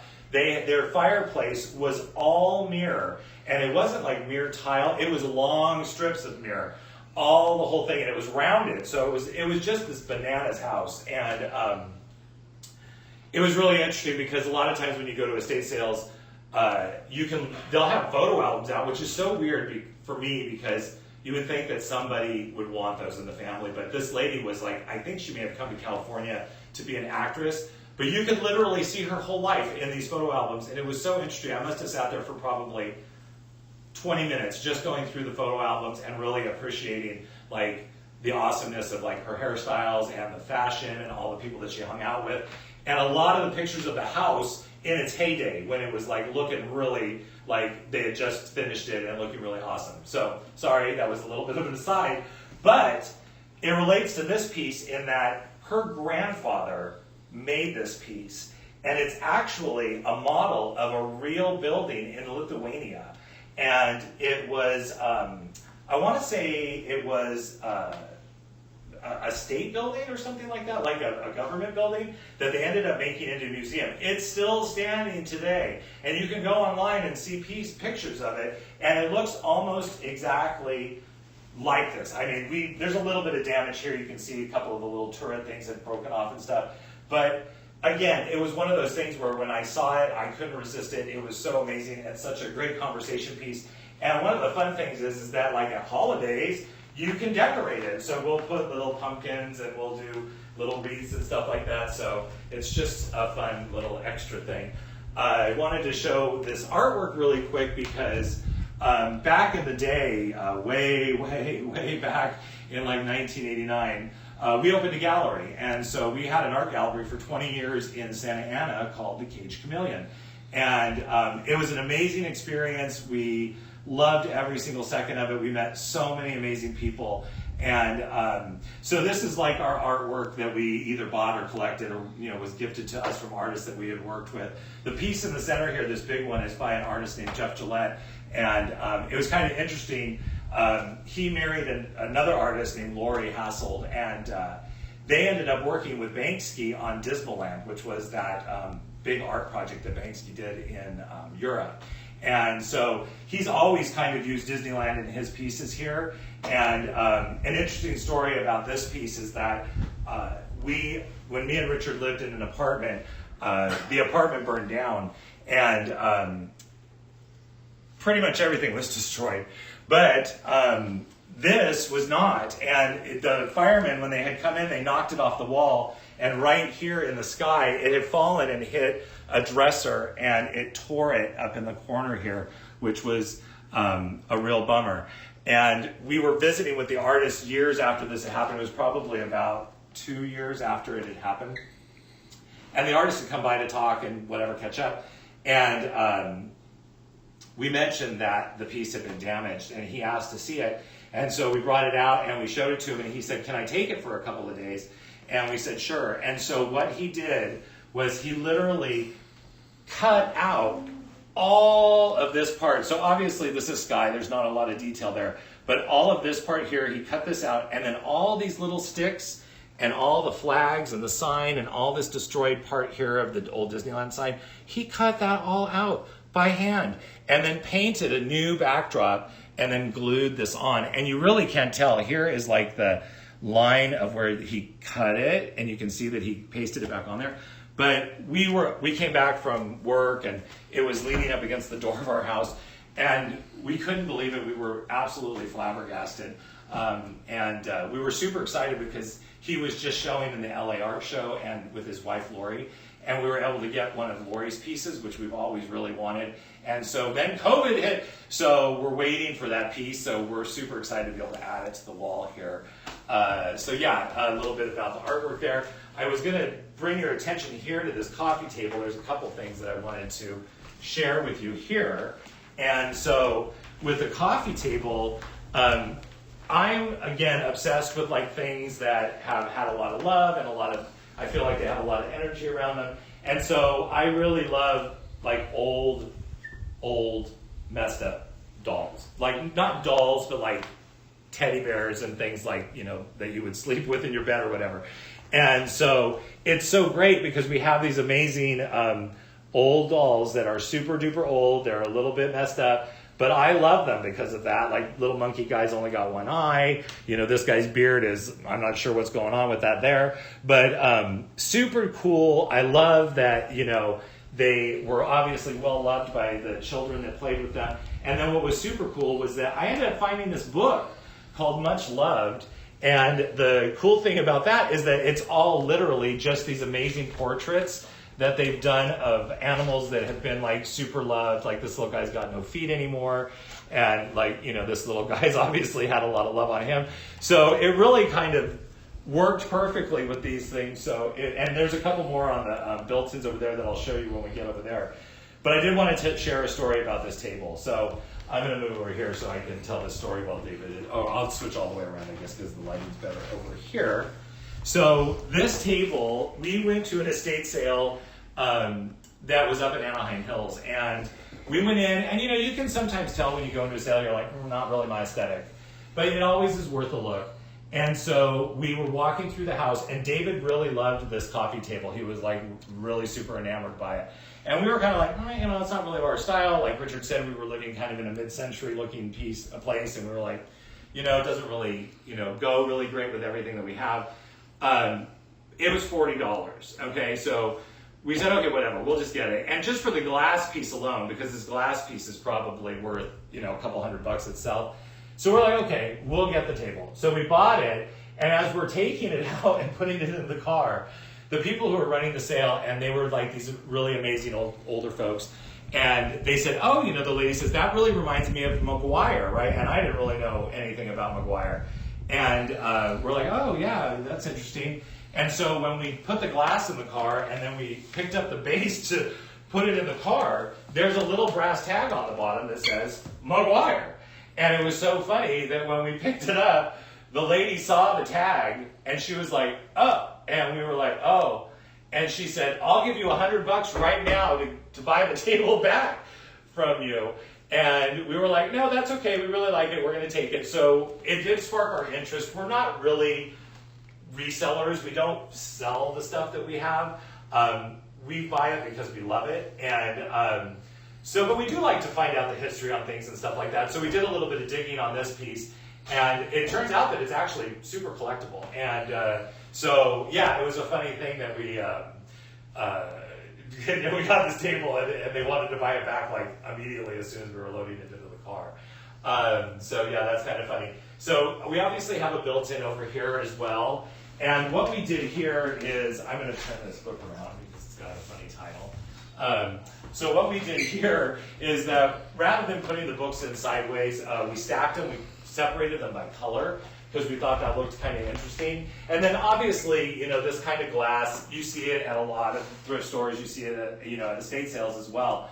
And we really enjoy having it, when it's Christmas time or something like that. We like to fill them up with treats and whatnot. I think David might be focusing, and I did want to point out for the ugly toy thing, this piece right here are these two rabbits that are so amazing, and each one is missing an ear on the opposite side of its head. Here's a funny story about this. So we went to an estate sale in Santa Ana. It ended up being this dude who had flown to England or something like that. He was supposed to fly to California. He ended up flying to England. They called him like Wrong Way Charlie. That was his house. He was like kind of famous at the time. This was like way, way, way back. So this was his house, and you could tell, obviously, that like he had lived there forever. They never really went out. It was definitely kind of one of those houses where time had literally stood still in that house. And we went into one of the bedrooms, and there were so many toys in there that were so old and really super duper cool. And I just loved those rabbits, even though, Richard and David were like, why do you want those rabbits? And I was like, I gotta have them. They're super awesome. I just love that they were loved so much and that they've survived. So they have a little place of honor here. But anywho, back to the thing. We stacked up the books by color. We brought in the glass. We put it in front of the windows as much as possible so that we could, kind of highlight the clear aspect of it, and also kind of, looks better that way. I did want to show you this piece as well.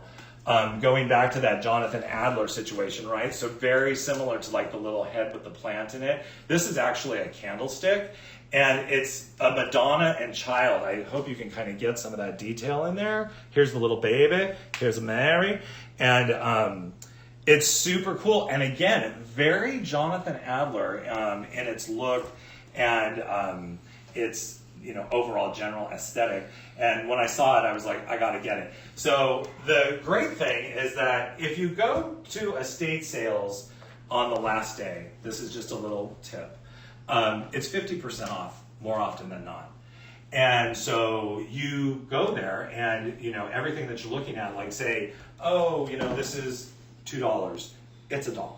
And so you can get some amazing, amazing stuff on those last days at these estate sales.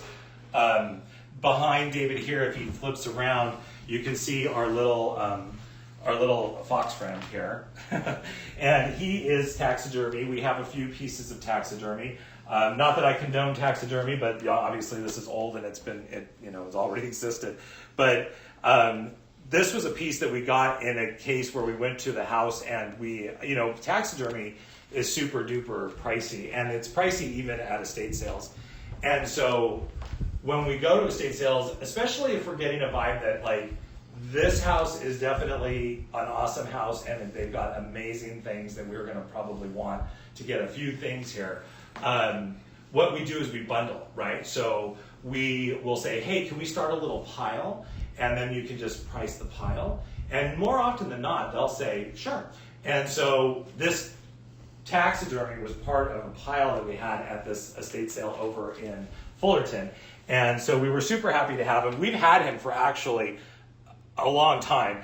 And it's great because we bring him outside at Halloween. He's part of our Halloween decor. We always put him by our Christmas tree. He helps kind of like get a nice woodland theme going there. And so really honestly, like if you look, this couch here it's a mohair couch. We got this at a consignment shop for, I think maybe a couple $100 or $175. $175 for that. And we've had it forever, and the cushions are full of feathers, so they're really, really sturdy. This leather couch that we have, this leather couch here, I think David's gonna cut, are you? Yeah, here we go. So this leather couch here, we got for $40, and you can see down on the bottom here, like this amazing, like kind of bamboo detailing that they have down here. It was funny because this house was in Orange Hills, and like in horse country. And we went, and I swear they built a house around this couch because it was in like this teeny tiny little room that was like in the very middle of the house. We had to go through, I don't know, like 8 doorways to get out of the house. And we almost had to leave it because we were freaking out, sweating, trying to carry it out. It was bananas, but we just couldn't pass it up. And for $40, and we've had this couch for probably, I don't know, 8 years.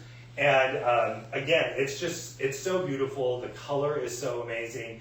And, kind of going back to talking about, shopping at estate sales and shopping in thrift stores and reusing things, we're, again, not resellers. So when we moved from our house to this place was much smaller. And so we really had to do a lot of editing because we do like to collect things. And as you can see by, going around the house, we have lots of little things.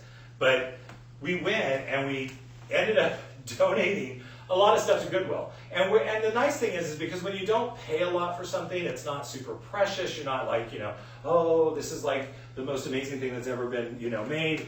But it's still something you love and you feel good about. And then you're able to kind of pass it along and let other people enjoy it.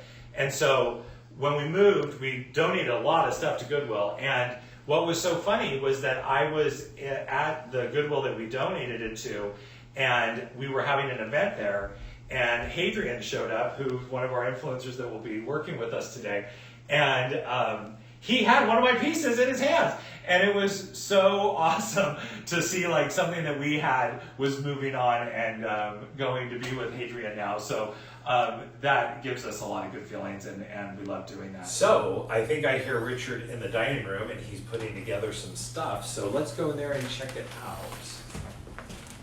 You're right, I have brunch served here, and really excited for us to sit down and enjoy this meal. But before we do, I want to talk a little bit about the tablescape that I worked on today. There's not one piece on this table that is not vintage. Everything here is at least 50 plus years old. One of the great things that I really enjoy about putting together a tablescape like this is that not everything is matchy-matchy. It's not forced. It really is a representation of the things that I love. And somehow putting together the things you love just seems to make everything match. A lot of the items here are ceramic, glass, cast iron. You can see that some of the items went right from the stove right to the tabletop. And these things are precious. You can put them in the dishwasher. They can take a beating. These lasted this long, and they're going to last you too. And as you can see, the colors are kind of pulling together. Not one particular area, but it just seems to kind of say, we go. So I'm really happy about it, and it makes me hungry, and I'm ready to make it happen. Absolutely. I am ready to eat. Thank you so much for taking the time to kind of check out the house. I hope it was interesting and kind of funny, and we really appreciate you taking the time out. Like Richard said, I feel like when things are loved, they just kind of go together. So thank you again from our house to yours. Stay safe during this time. We're looking forward to seeing you soon. We miss you guys a lot. Take care. I feel that Goodwill is there for me, that I could get an outside job, or I could help other people that could learn to get outside jobs. My hard work feels like I really want to help other people to feel good for themselves. Those people in return will help others. Create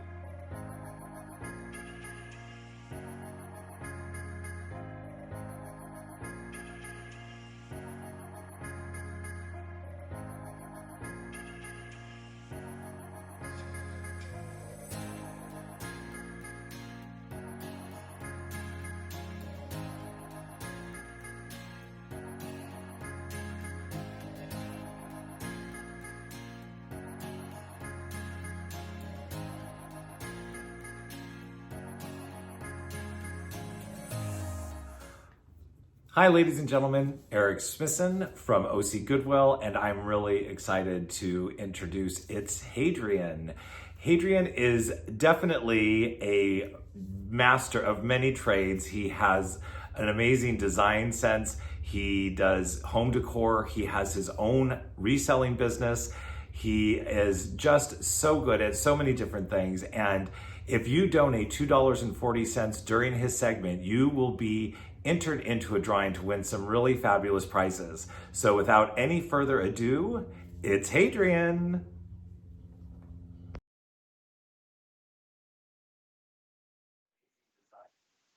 Hey guys, it's Hadrian here. How's everyone doing today? Hope you guys are all doing fantastic.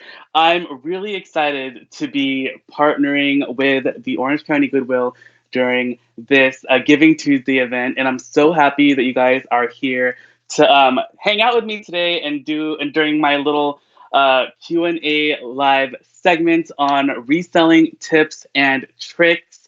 So for the layout of this little segment that I'm doing with you guys, I really want to get your questions, and you guys let me know what you guys want me to talk about specifically, because I really would love to answer questions that you guys have about the best way, like as far as reselling goes. Okay.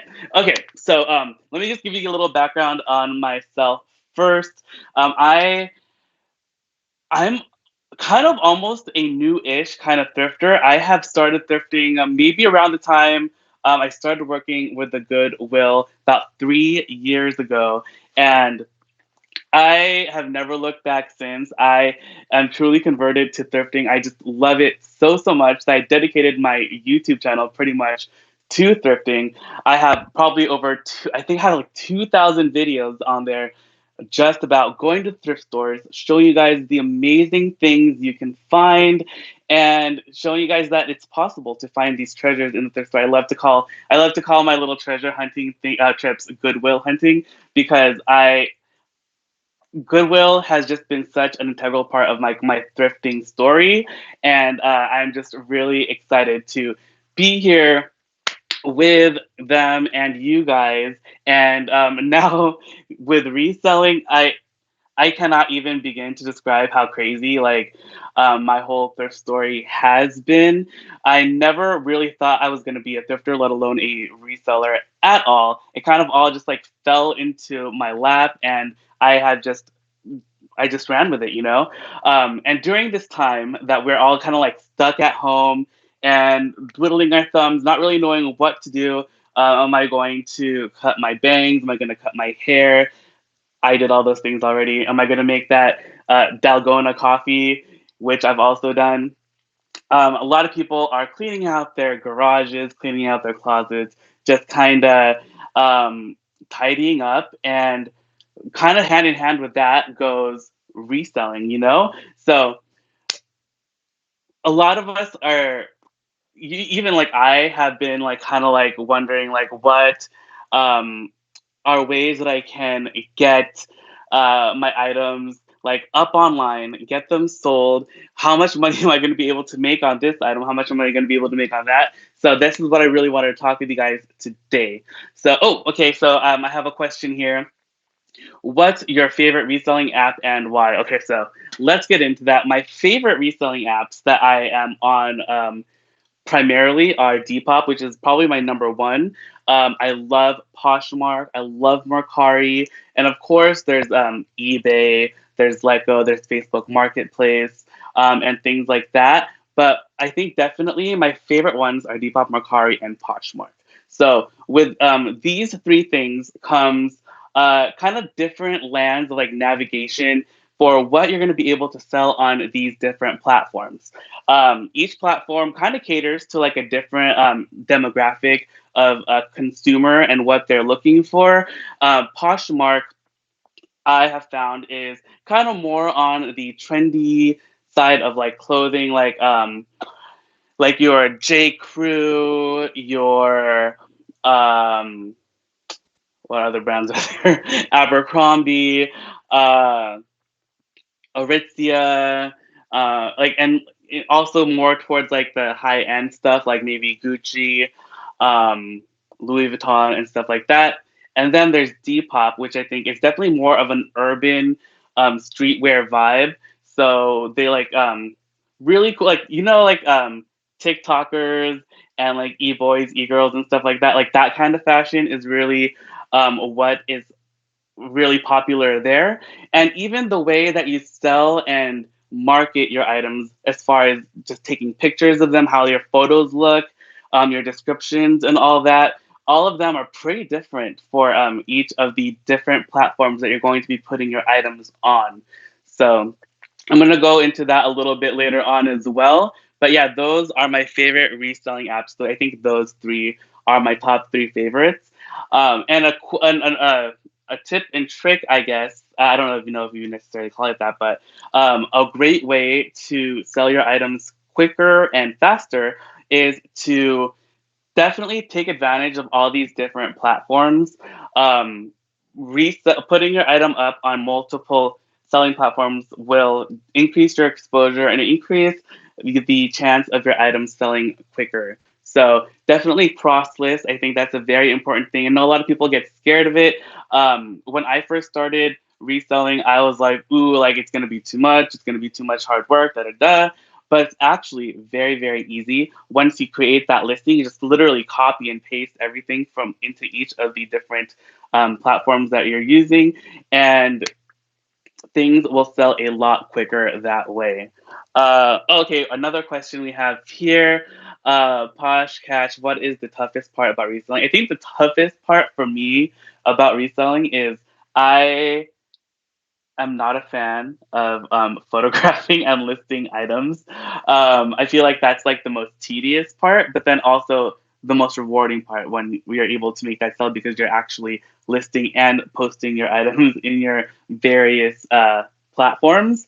But yeah, definitely, I am just like, photos. The best part is definitely thrifting, right? But of course, right now we don't have access to the thrift store, especially here in Southern California. I know in other places of the world, some places have started opening up again, but I'm still here waiting and bidding my time until the Orange County Goodwill open their doors again and I can run inside and start thrifting, because I miss it intensely. I have some more questions over here that people asked me prior to when this video or this live went up. But oh, my dream is a story on Instagram. What items do you find the most besides bags? So if you guys are familiar with my YouTube channel or Instagram, I love handbags. One of my most thrifted items. I'm always looking for them, but other than handbags, I love a good mug. I love thrifting mugs. I probably have 5 million different cups. I collect Anthropologie cups, those letter ones with the initials. I am obsessed with. And those are actually really great in reselling too. Anything really from Anthropologie will do pretty well. I love Starbucks mugs. I collect those. The the ones with the different like places, like the location cups, are my favorite. I love those so much, and those are actually really great resellers as well. On I think Poshmark and Mercari, they do really, really well on. I have sold a lot of those on there. And if you guys have any like extra ones or anything, or some that you don't want anymore, get those up in those platforms, because they will sell lickety splits very quickly. Oh, Michaela asked the same question. Do you have a favorite thrifted find? Ooh, from Thrifted Queen. Hi, Ellie. How's it going? I do have a favorite, and I actually coincidentally have it right behind me. So I'll actually show it to you guys because it is right over here. So this is one of my most cherished thrifted finds ever. It is a Louis Vuitton luggage piece. And a lot of people don't believe me when I say I got it from the Goodwill, but I literally still have the sticker here just to prove that I actually did get it from the Goodwill, and it was only $100. This piece is just like my unicorn piece. I love it to death. It's one of my best finds, and so excited over that.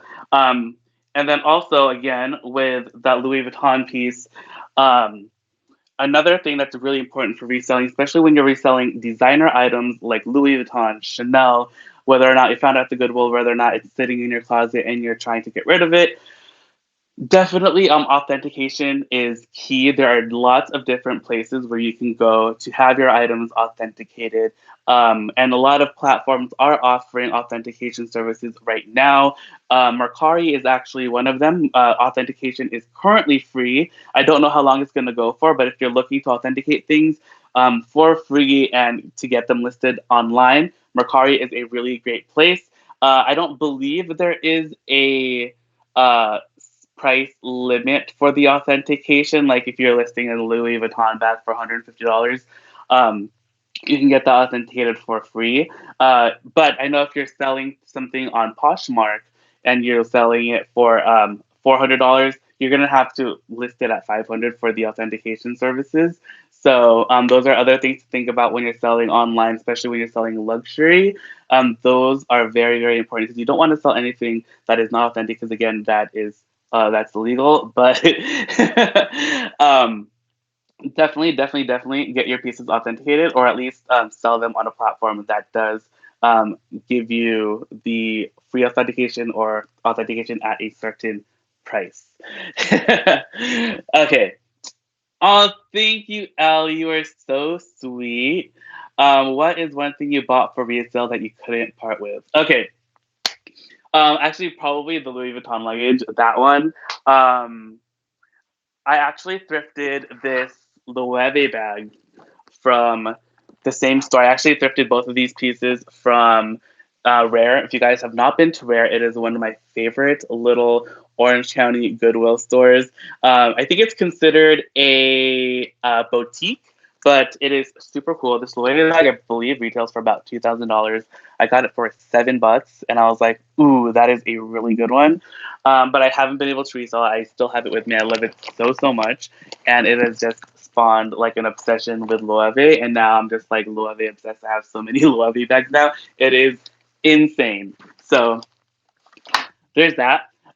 Also, another question that I got before was, how do you get new products? Like, I'm already done listing all the stuff inside my closet. I have nothing else left. Like, how do I source when the thrift stores are closed? I think it's called online arbitrage. That is the best way. Just scour the internet, look everywhere for the best deals. Lots of resellers are actually offering boxes where they'll have like 30, 40 pieces that you can put up for sale in your own shop and make a profit off of that. But I have actually found a lot of success recently just like looking for items online at really great discounts. And I have just been so obsessed with like searching. That's all I do now, especially since I can't go thrifting. Online thrifting is the way to go. Another question that I have is, how do I know how much to sell an item for? That is a really good question that I get asked a lot. It's kind of tricky because, especially if the item is something that you purchased at full price, like I bought the Chanel bag for $5,000. I'm not gonna want to sell it for like $1,000, right? So the best thing to do is to do your research when you're putting up an item for sale. Some apps that you can use will give you an average price. Like, it'll give you a suggested price. That's what it is, actually. I was like, oh, I'm gonna list up this shirt, and then the app will say, oh, you should list it at about $13. But you can also do your own research. Do Google search, which is my favorite way to do it. You can find so many things on Google, but say I wanted to see how much this camera is. This is a Canon EOS M6. How much does it resell for? You type it in Google. You can actually press the little shop button in the search, and then it'll show you how much these are being sold brand new, and then it'll also show you how much they're being sold secondhand. And then what I like to do is I kind of like to take the average price of what it's selling at currently and list it at that. You can also do searches on the various platforms that you're going to be selling the item on. So say I'm going to sell something on Mercari. I'm selling this camera. how much does it sell for, type in the model of the camera. There's actually a button to search sold items, and you can see how much it's recently sold for, and you can engage that way how much you want to list your item at. So I feel like that's a really good way to search for how much to list one of your items. Ooh, from Second Half Hipsters, what's your thrifting routine? Well, when I am able to thrift, I actually only thrift on the weekends. I know it's crazy, but I would love to be able to thrift all the time, but unfortunately, I have prior commitments during the week. So Saturday and Sunday are my days to go thrifting. I just go to as many thrift stores as possible. I go to 6 to 9 to even 12 stores in one day. And I kind of have a routine going. When I enter the store, I always go to pretty much handbags first. That's my number one favorite thing to look for, like I said before. And then I'll go transition through like home goods, then shoes. And then usually I do clothing last because that is the longest. Like that takes the longest for me to search through. But that is what my routine is. Just a weekend thrifting, hitting as many stores as I can. And then during the week, I will try and list the items that I have found. Do you have any tips on shipping items? Ooh, yes, Nancy. Okay. A lot of the platforms that you can sell on will offer shipping via either FedEx or USPS or UPS. And what's really fantastic, I always use USPS, which is the easiest I find for me. But USPS actually offers free shipping boxes if you're shipping priority mail, which is usually how these items are going to be mailed out anyway. So you can actually go onto the USPS website and have them mail you boxes and shipping bags, and it's all for free. And then you can actually schedule everything to be picked up as well. You just have to give them 24 hours in advance notice. And what's fantastic is that you don't have to be home for them to pick up your items. You can leave them in a certain location. You can leave a little note for them, like, oh, I'm going to leave it behind like the back gate, behind the trash can or something like that. And that little message will go to the mail person that's coming to your house to pick it up. They can go and grab your packages, or you can even have them just knock on the door to pick up your items as well. I find right now during quarantine, I'll just like leave everything for them to pick up. So there's like really minimal contact with someone else, which is perfect. And I get all of my shipping stuff from them as well. They just drop it off at the house and everything is just like really, really awesome and very, very effective. So I love doing that. And I also love, especially with a lot of how Amazon is like so popular. We get Amazon packages all the time. I literally will save all the boxes and I will save all of the packaging supplies inside. And I recycle everything. So if you buy something from me, you will get it in a recycled Amazon box. You will get it. I recycle all the packaging, like the little packaging stuff. Like I have it all saved. I have this bag in my room, but I literally have like 3 or 4 boxes in the garage full of just these like packing things because they are perfect and they are free, because if you buy those at the store yourself, it's a little bit more expensive, right?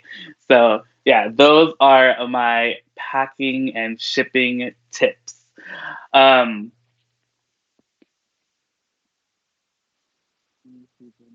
like totally missing any of the questions that are going up. So if I missed any of your questions, just ask them again. But let me see what else I have here. Oh, okay. So tips on taking photos of your items. Photos are exponentially important when you are listing something. You want to make sure that your lighting is good. You want to make sure that your item looks great. So if you're going to be listing a shirt, you don't want it to be wrinkly. You want it to be ironed out. It's great if you can take the photo of it sprawled out, or you have it hanging, or if you have a mannequin, or if you're going to model it yourself, even better. Natural lighting is the best. Before I got a light box, I would take photos next to the window. I would go outside in the front yard and take my pictures there. You can get construction paper, or this is actually contact paper that I have that looks like marble.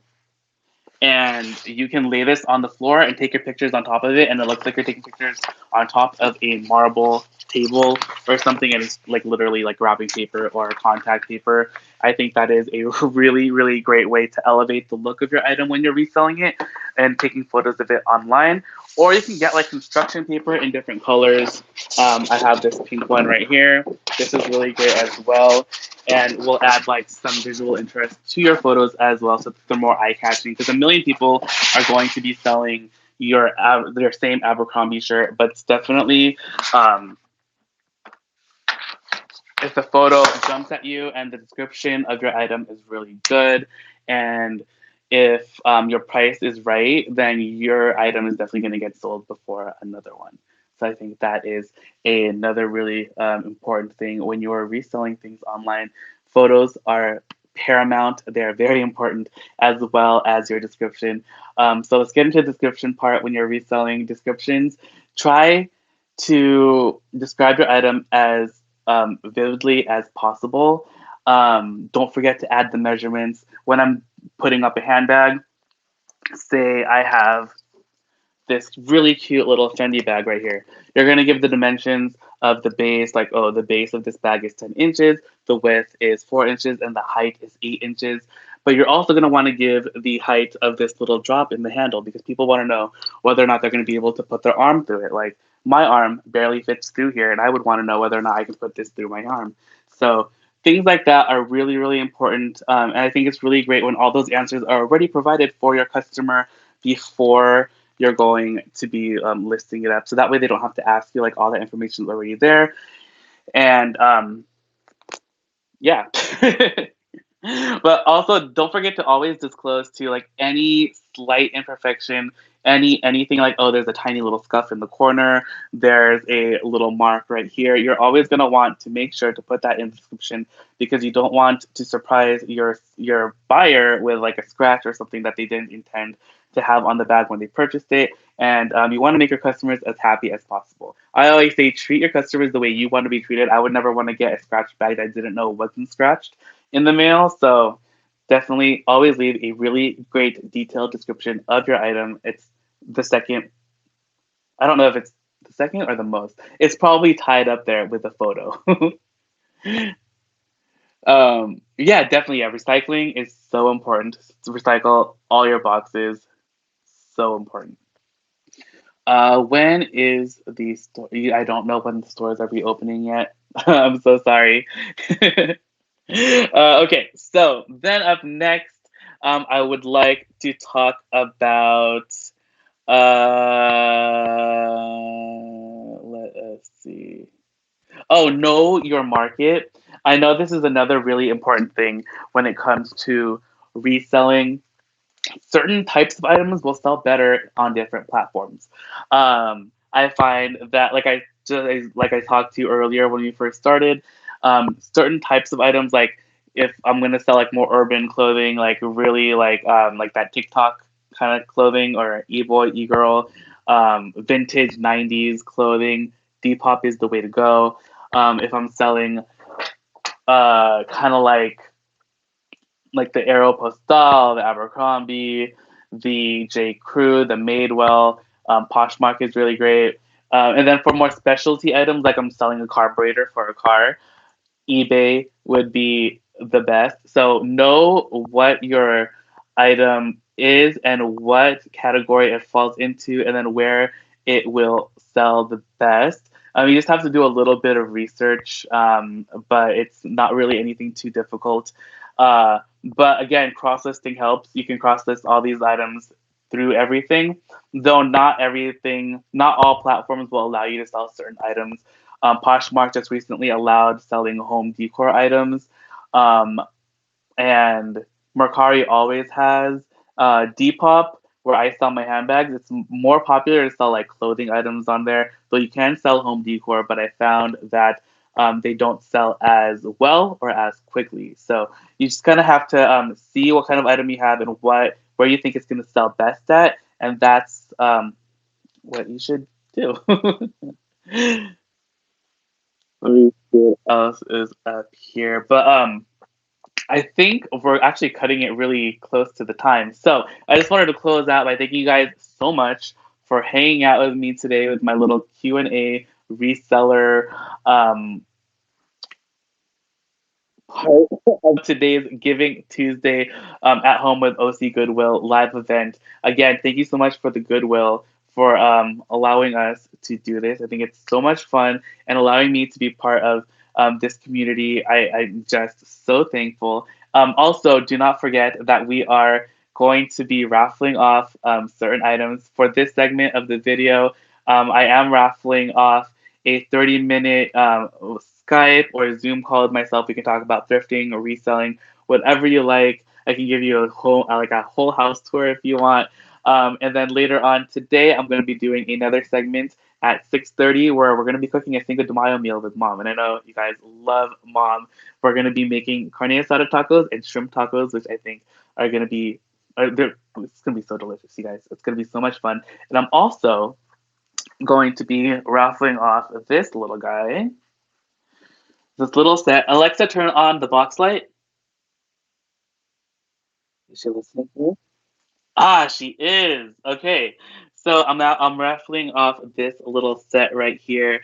$3 per raffle ticket, and all the proceeds again definitely are going to the Goodwill. So I'm gonna that link is gonna be down below in the description box for you guys to check out. But we have this really cute Madewell bag. As you guys know, I love a good handbag. We have this beautiful brand new Starbucks mug and then a gold and a white vase. So pretty.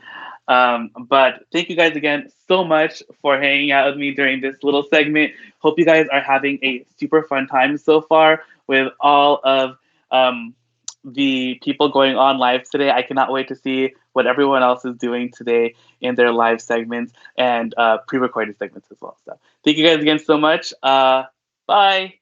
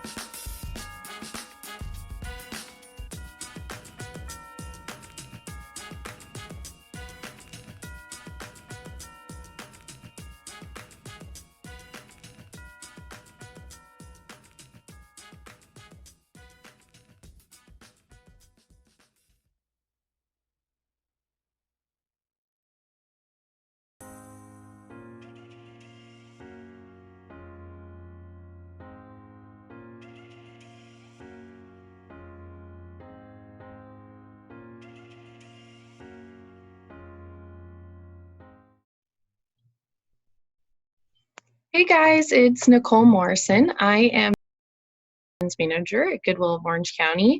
Thank you guys so much for tuning in today.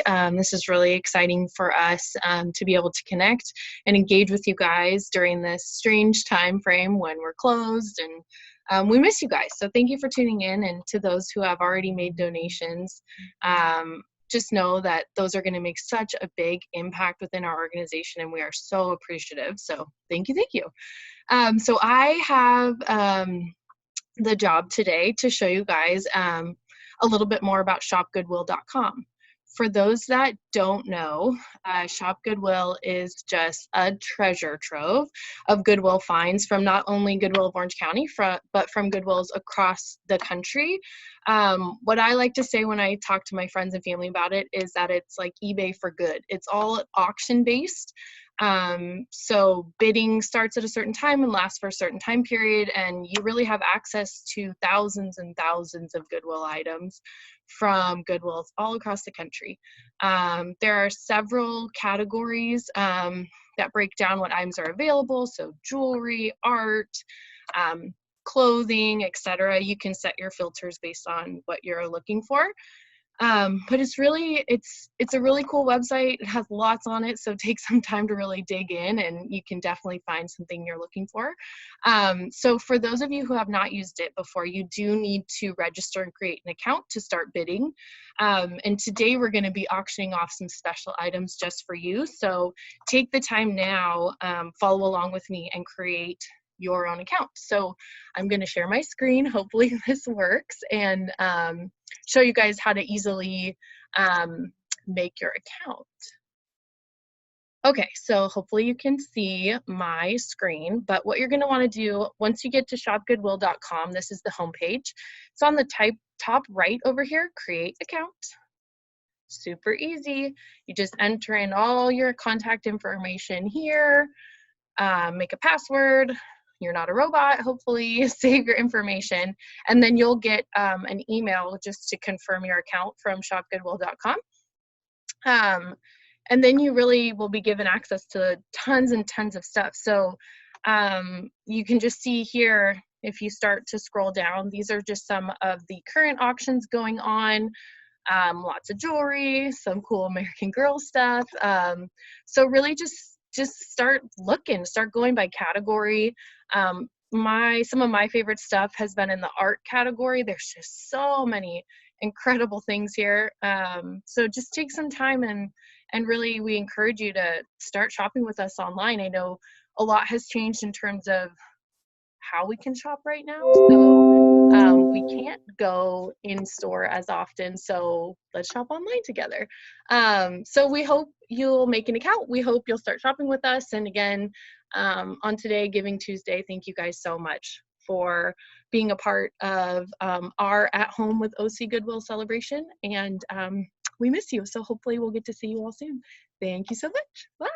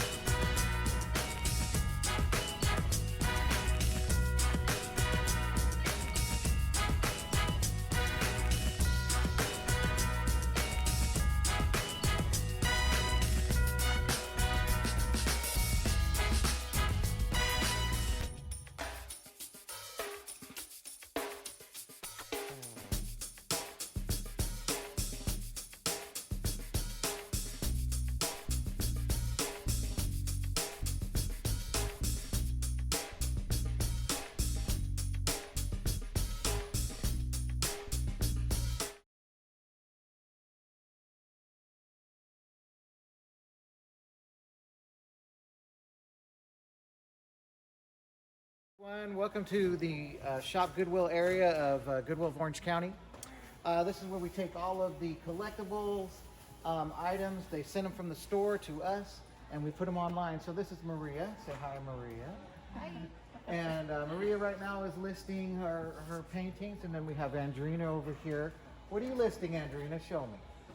I'm listing Legos. Legos.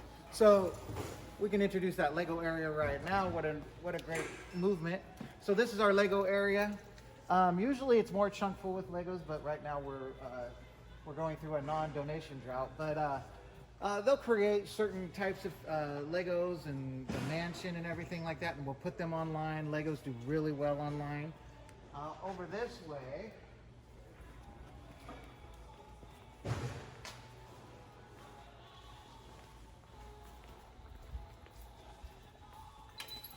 we have our jewelry area.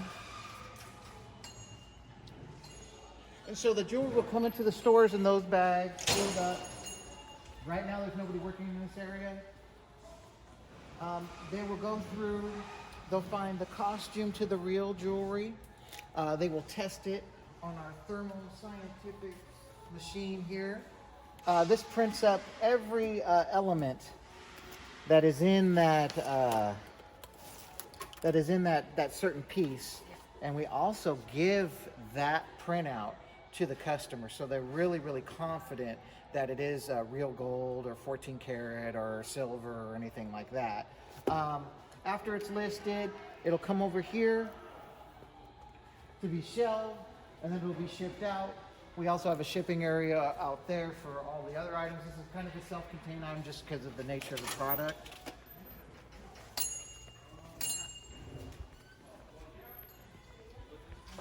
So as you see, the listers are working really hard right now. And we got baseball cards going up. What else we got going? And we have Julian playing with Barbies. He likes that. My favorite. And Daniel is doing a sports bag. And we have Janet. Say hi, Janet. Hi.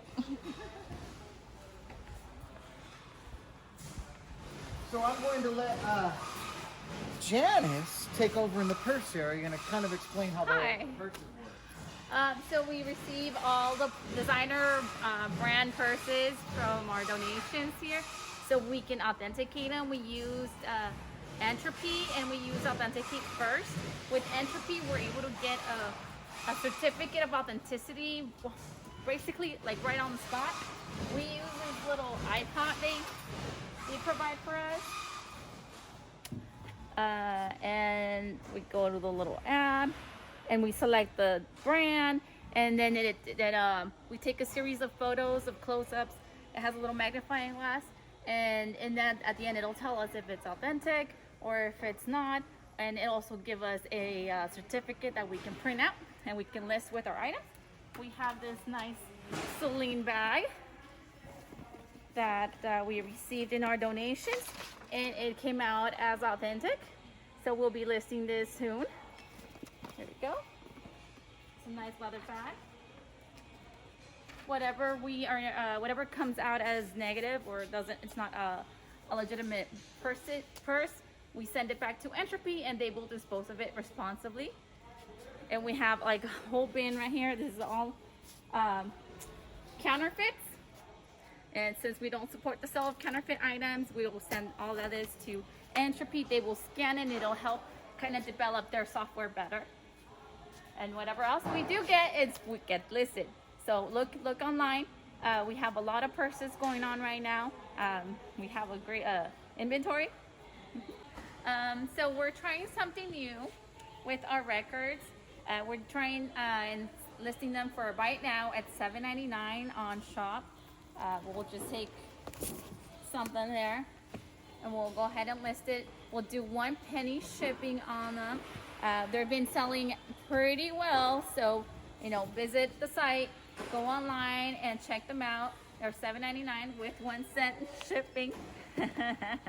You might also find other collections on there that are probably a little bit more valuable for auction. But for now, we're just trying out the last thing, and it's kind of new for us. And we're going into a bulk wholesale type deal right now that the stores can't open because of COVID-19. We are taking certain items. We're packing the units full. And this is online right now. And it's under a bulk electron. It's just if you write in bulk on ShopGoodwill.com, you'll see this item right now. We started the bids off at $100, and so if you're local and you need to pick that up, you know, this is chunk full of product that maybe people would need. I mean, there's linens in here, electronics. There's everything in here that you might need for any type of situation, either reselling or just household anything. So we really appreciate your business. We're happy that we're open. You know, I used to have 125 people here, now I got about 25 working, and we want to get everybody back. And so thanks for following us on ShopGoodwill.com.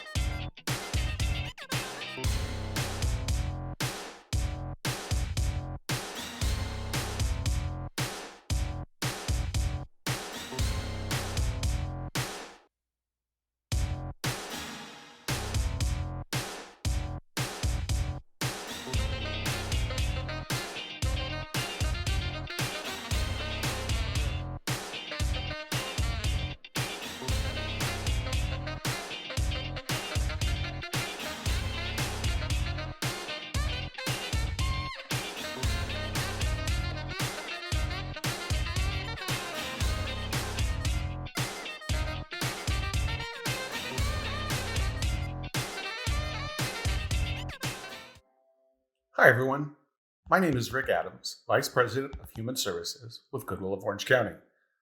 I'd like to give you a quick update on what we've been doing to continue serving our community during the coronavirus pandemic. Our supported employment department has continued to provide on-the-job coaching for people with developmental disabilities working in essential jobs, such as hospital workers, military-based food service workers, and federal facilities maintenance. We've moved to virtual services in our job placement programs, helping justice-involved youth, people facing mental health and other barriers, and in our assistive technology, professionals helping children and adults with disabilities. In our Veteran Services Department, we've gone virtual for job development, but also maintained emergency services for our Orange County veterans who need immediate assistance. While our Human Services Department has been busy helping people get back to work, our retail and processing and donation teams have had to stay closed during this very strange time. But I'm really proud to tell you that we've been able to utilize our logistical assets to help Second Harvest Food Bank and OC Food Bank to fight food insecurity in Orange County. Soon, and following all state and county recommendations, we will begin the slow process and careful process of taking back our businesses and lives. Goodwill has been there for the Orange County community for nearly 100 years, and we all look forward to getting back to work. Thank you.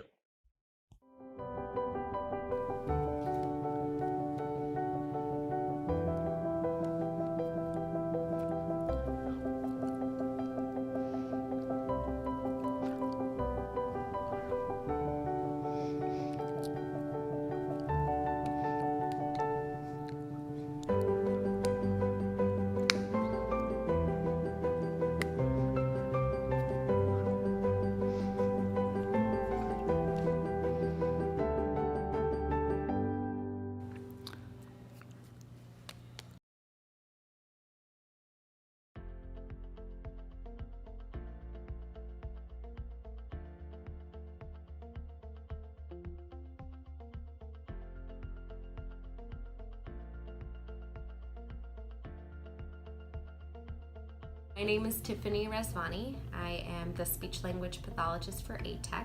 As a speech language pathologist for ATEC, I work exclusively with AAC, which stands for Augmentative and Alternative Communication. So my responsibilities are assessing people with communication needs and developmental disabilities and finding technology to connect them to and help them communicate.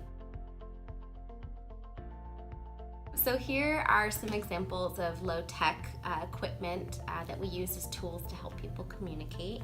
So this here is a low-tech communication board in which a person with sort of limited communication skills can point to the different symbols to communicate. I've got some examples now of what we would consider like mid-tech equipment called the GoTalk Express 32. So these quadrants or these spaces are programmed to meet that individual's needs, and you're able to record messages on top of each overlay.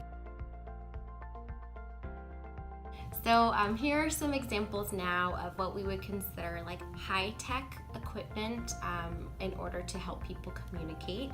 So this here is an iPad, and it's running a communication application called LAMP, Words for Life.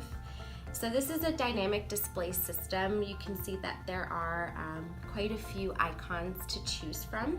So the person with complex communication needs is able to activate these icons to express a message. So eye gaze systems are high-tech systems, and essentially they're computer interfaces that calibrate to the person's eyes in order to allow them to interface with the computer to communicate. So that's typically used for somebody with really limited mobility, limited use of their fingers, hands, head and neck control, really somebody who might be considered more like locked into their bodies. You calibrate the system to their eyes to allow them to communicate. Working for ATEC and Goodwill of Orange County is really a rewarding experience for me. coming to work every day, I know that I am providing people who otherwise wouldn't have a voice, a way to express themselves, a way to connect with friends and family, and in some cases, support staff. And I feel really lucky to be able to, provide my clients with a voice. My name's Eric Smithson. I am the Senior Manager of Brand and Media over at the OC Goodwill. And I am sitting here with Jeff Yokiyama, otherwise known as Yoki. And we're going to talk a little bit about our collaboration that we have going on, and I'm super excited to be here. Yoki comes and visits us at our last chance, basically, at our marketplace, where clothing that's been through our process, it's been inside of our stores and didn't sell, and then we pull that out and we send it to our last chance where it can be bought by the pound. And so Yoki comes there for inspiration and to gather materials, and then takes those things and remakes them into new items, which are here today. The idea is to design different, make different, and then sell different. And what we want to do with the design aspect is to design from things that are already here, and Goodwill has plenty of that to choose from, and then make it domestically here, and then sell it through the venues that you have set up over at the Goodwill. Some of the wovens that we find up there, there's abundance of men's shirting, and we thought we'd pull several ones that we could embellish them with a variety of different things. But on this particular one, it's a floral dress that we found, and we cut the floral dress into a hood on this one. This jacket here, we actually took the sleeves off. The original sleeves were like a 3/4 length sleeve, and we added new sleeves and made it a black and white styling of a jacket, a trench coat, which we think is a very popular silhouette right now. The trucker denim vest, just #1 in my book. I love it so much, and what happened to that one is there was a tremendous amount of damage on it, so we took some cashmere fabrics and sweater knits and applicated onto the back and onto the sides, and now it's a whole new piece that can go back into the marketplace, and someone can find enjoyment for another 20 years of it. We divert about 97% of the items that we receive in donations away from a landfill, either through selling them in our stores or auctioning them in our marketplace, or finding other venues that we can keep them from going into a landfill.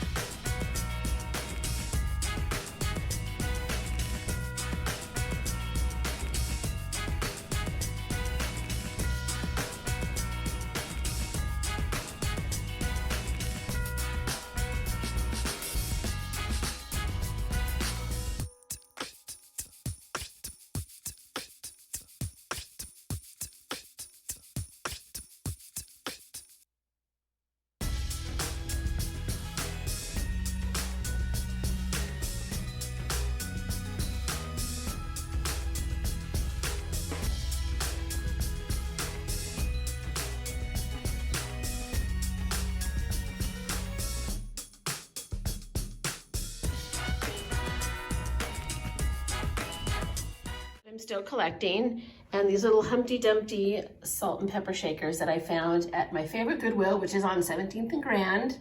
I was so excited to find those. And these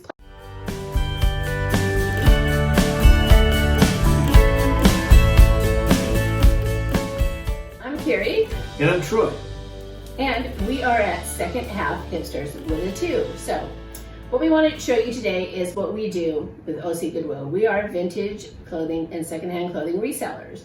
So today you'll be seeing a few outfits that we're going to sell up for you that can be purchased for donation through Goodwill today. Yeah, on this Giving Tuesday, we're sure that you've enjoyed lots of great content previous to us. And we're excited to show you what we're going to do and show you today. And also we'll show you around our little vintage home. Most of our items in here are from the OC Goodwill or flea markets or bought secondhand. So hopefully you'll enjoy seeing our little home, seeing our fashions. Ready to do this? Yep. Let's go. Cheers. Okay, so we thought we'd start this process with showing you what we do sometimes before we're doing a styling event or a flea market. Normally we have more of these bins with all of our clothes in them. These are just not even half of what we have. But so anyways, I pulled a couple things that we're going to put on.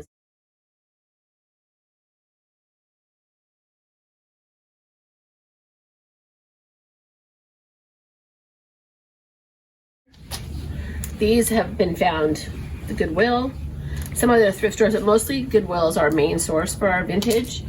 And it's not always just vintage. Sometimes it's just something secondhand that we think that is cute and that could be styled to look kind of vintage, give it a different kind of a flair. Also, we do sell a lot of vintage graphic tees, like this Metallica from 2009. These go for a lot of money. So if you ever find any band tees, if you're a reseller or if you want to get into reselling, these are worth some money. And then you gotta have Vote for Pedro. And you know, these aren't worth much, but they look really cute with some jeans. And T, tell him how much you love the cats. He's into the cats. So we buy these and believe it or not, we sell them. Also, I am loving the vintage prairie dress. You can tell by some of the labels, which are really cool, that you can tell if they're vintage or not. But I think I'm gonna put this on the mannequin and show you how to style this. So this two-piece vintage outfit is probably one of my favorite. I am so shocked that we have not sold this yet. It's absolutely gorgeous. So it has the little dress underneath. It is in pristine condition, is fully lined, as you can see, with the jacket here. The colors, it has all its original buttons. Absolutely stunning. Probably one of my favorite pieces. One of our last thrift hauls, which is really kind of sad because it was a long time ago and we all really miss thrifting, is this Scott McClintock. This vintage dress is amazing. This is absolutely gorgeous. This was totally another one of my favorite vintage finds. It's in really good condition. Then I think I'm gonna style up this outfit, this vintage skirt. Here's another look. I found these at the Goodwill. I love these corduroy pants. I know it's a little hot right now, the corduroy, but you can wear whatever you want. That's what I say. So you'll be able to see these later. And we're going to choose 2 outfits that you can purchase, and that considers as a donation to the Goodwill after that. Also, this vintage sweater. I kind of like it with maybe this skirt and some brown cowboy boots and maybe a tan or brownish cowboy hat, which, you know, we have a few hats. So I like this look also, or this can be worn with jeans. The thing about vintage is you can buy one piece and put it into your normal everyday wardrobe. Like you can put this in with some mom jeans, with over a dress, so it looks like a skirt is coming out. You can mix the patterns, like a little floral dress or a floral skirt. That'd be really cute. Also, this blouse right here. This vintage, I love how it has the elastic. Like, didn't our moms wear these? But now these with high-waisted jeans kind of tucked in, super cute. And then this Liz Claiborne. Now, who doesn't love vintage Liz Claiborne? It's got the shoulder pads, so cute for a party or just with some jeans. Again, if you just pull out your jeans, throw that on, You can put some heels on, go out in that evening, or you can wear some Docs or some Cons or anything, this kind of look. This is why we sell a bunch of jeans. Buy yourself one good pair of jeans and you can do so much with it. I mean, like, look at here.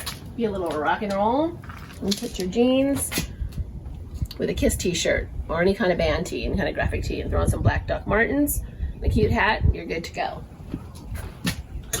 Then, another animal tee. These are like so happening right now. I don't know why, but we all love these.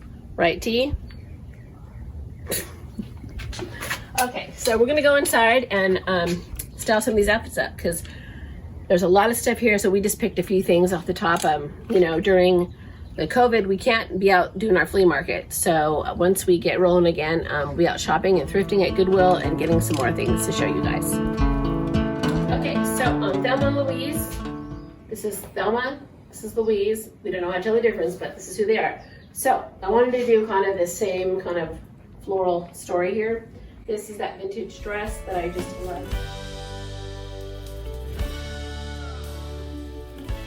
Also, here's those vintage jeans that I was showing earlier. They are so cool, high-waisted. And I loved it with this floral vintage polyester blouse. It's a lot of pattern mixing, but I'm totally into that. So if the other shirt was too much for you, you can go in with the vintage Lacoste shirt. It's in a light pink. You can do the tuck. So that, if you're a little more not so pattern mixing, this is a great option. I think this is great for summer. You can pair this shirt with a lot of things, but the pants, you know, are my favorite.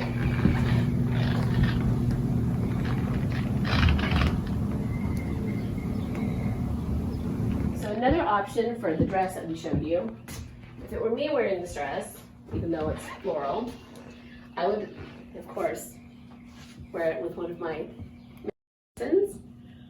that, and then I would pick up these boots to wear with it. I know it's a little different, but I kind of like that kind of situation. These are from the Goodwill. These are so cute. I forget what they call the shorter boot. I know you know. Pee-wees. Pee-wees. These are adorable. I haven't worn them very often, but this is from my own collection from the Goodwill, which I will not give up, or my Stetsons. But that's another look. I mean, if you really want to take it to like a Joshua Tree out in the desert, this would be cute, like Coachella vibe when we get back to having Coachella. So, or else, if you just want to wear heels and a set of pearls, you're the nice girl. Okay, next set of outfits on Thelma and Louise. I can't remember who's who, but it's the same girls. Anyway, so these pants are from Urban Outfitters. How cute are they? With the cropped bottom. And this is a vintage top with the shoulder pads, which is so cute, tucked in. Then over here, we have this vintage floral skirt and this squirrel. You're so stupid. Anyways. This top, we have the wife beater. Normally, if I was able to shop and style this for somebody, I would get a bralette to go under here, but I had to steal my son's wife beater to put underneath it because we don't want to show the girl's breasts. This is a PG situation. Anyway, so this blouse is so pretty. I don't know if you can come in closer, T, and get the detail on the blouse. It's absolutely stunning. Goodwill find. This vintage skirt was a Goodwill find. Everything on here except for the wife beater was a Goodwill find. Now, to add some styling things to these outfits, I would take my pink Vans. This was me wearing this outfit, and I would pair them with that. Soup's cute. Now, for over here, for this vintage look, I would take these harness boots, which are amazing. These were found at the Goodwill for $9. These are mine. I have a collection, just like T does, of boots that we find at the Goodwill. These normally run a few $100s. Anyways, I would pair these right here, would wear that with that, and then I would take the Stetson Open Road, the classic Stetson Open Road with that, and then I'd probably pair this white vintage bag that I got at the Goodwill to go with this. So these two are probably, I say this all the time, one of my favorite outfit combos for Thelma and Louise. I guarantee if I put these on at the flea market, they will go. Every time I get them dressed and style them, they're gone within the first few minutes of the market, which is great, but then I kind of, you know, miss the outfits. Soup's cute. Who, me or the mannequins? Yes. number 3. Sticking with the florals because I just think it's really big right now and really happening. So these two dresses will be for sale. These 2 dresses you can bid on. These are the ones that you can buy through OC Goodwill, and your money will go to all the programs and help whatever they need to get things rolling and keep them going during the COVID. Anyway, so this is an ASOS dress. Online it's about $80. It's in perfect condition. It has lining on the bottom, and you can loosen the back, the tie, if you want to wear it a little bit looser, not so form-fitting. So this dress was $9 from the Goodwill. Now, after this, you should all go to the Goodwill because these deals are amazing. You can find such good stuff, brand new and never been worn. Now this is a vintage dress, also from the Goodwill. Ties in the back also. This is super cute. I love this. You can do so much with it. I'm going to show you that with this, I would probably take my Matisse boots with that, and I would put on another Stetson, but this time in black. I like that. And for her, she would be cute. She could do Doc Martens, or like we showed before, we can use the pink and white checkered bands. How cute would that be? Or even do that with that, right? Now, if you really want to get crazy, pattern mixing, don't judge me, but do we not love that with that? Cute, I think. There's so many different things you can do with these kind of dresses to make them look a little more vintage or a little more up to date. Then if you want to be super casual, you can also go with the stands. OG, if you got the stands. Then, bag-wise, this bag, the pink one from the Goodwill, would go with either of these dresses. Super cute. These are not for sale because this is my obsession. And this one, if you want to mix the pattern, do you not love? So these will be for sale. You can buy these dresses. We are going to let you buy these dresses. All through the OC Goodwill. Switching gears. Now it's for denim and graphic tees. Hands down, my favorite thing to find at the Goodwill. Okay, so these vintage jeans are amazing. Can you scroll down and look at the cut on the bottom? Okay, these are such good jeans. I love these. Vote for Pedro. Gotta love that tee. Goodwill, Goodwill. Over here, Kiss tee. This outfit, this Kiss tee, and these 501s are also for sale, OC Goodwill. I love a graphic tee, and of course you can do Doc Martens with it. You can pair this look with a cool leopard tote. This is from J. Crew, but it was only $9. You can find stuff like this on sale. This would be really cute for a day out shopping or to the beach, walking around the beach, I mean. Or you can make it a little more funky and do a vintage handbag also from my collection, which can never be sold. So anyways, here we go. That's about it for the outfits. This one for sure will be on sale today. OC Goodwill. All for donations. Let's do our part. Let's help out. Let's give back.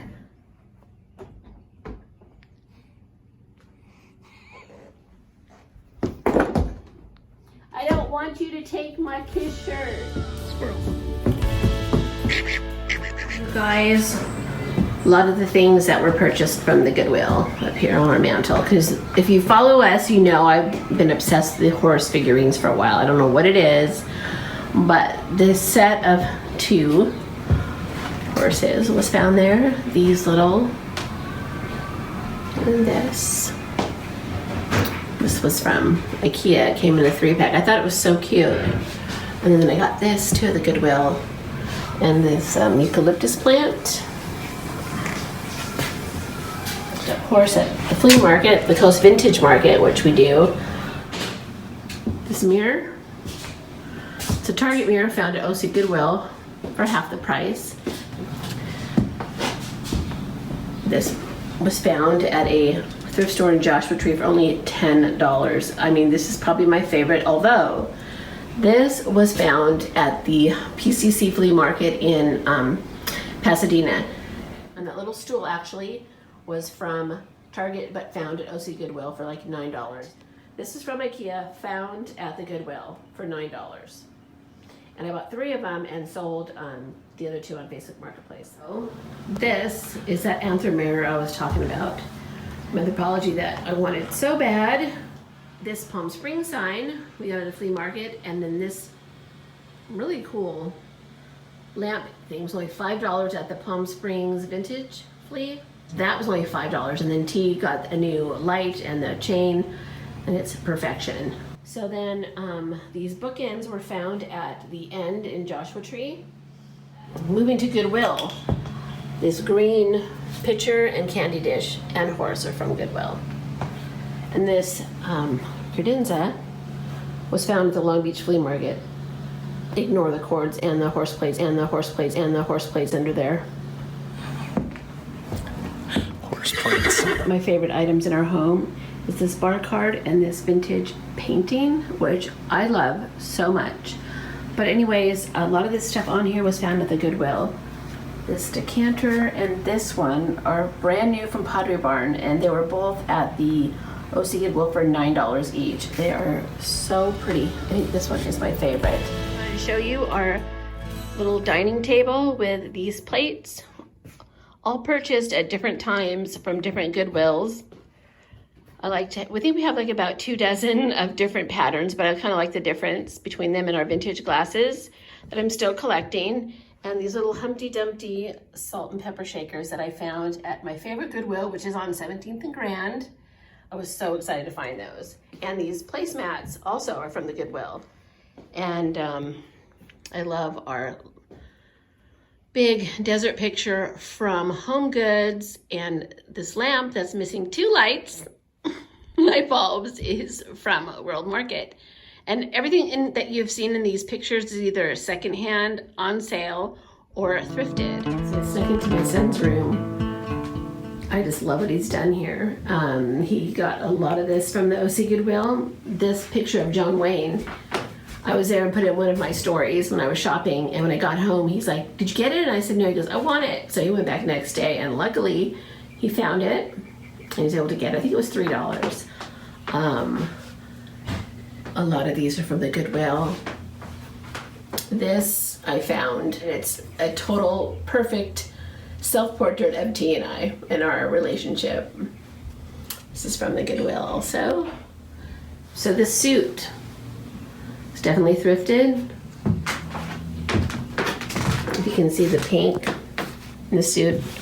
Open up the jacket there, and he's got his pink Vans on, love it. But look at all the vintage labels. Pretty cool. The suit fits him perfect. It fits me pretty good. So I think we will be fighting over it, won't we? Already have been. It's been in his closet. I was looking for it, and I said, "Where's that suit?" Well, it's in his closet. Wanna turn around?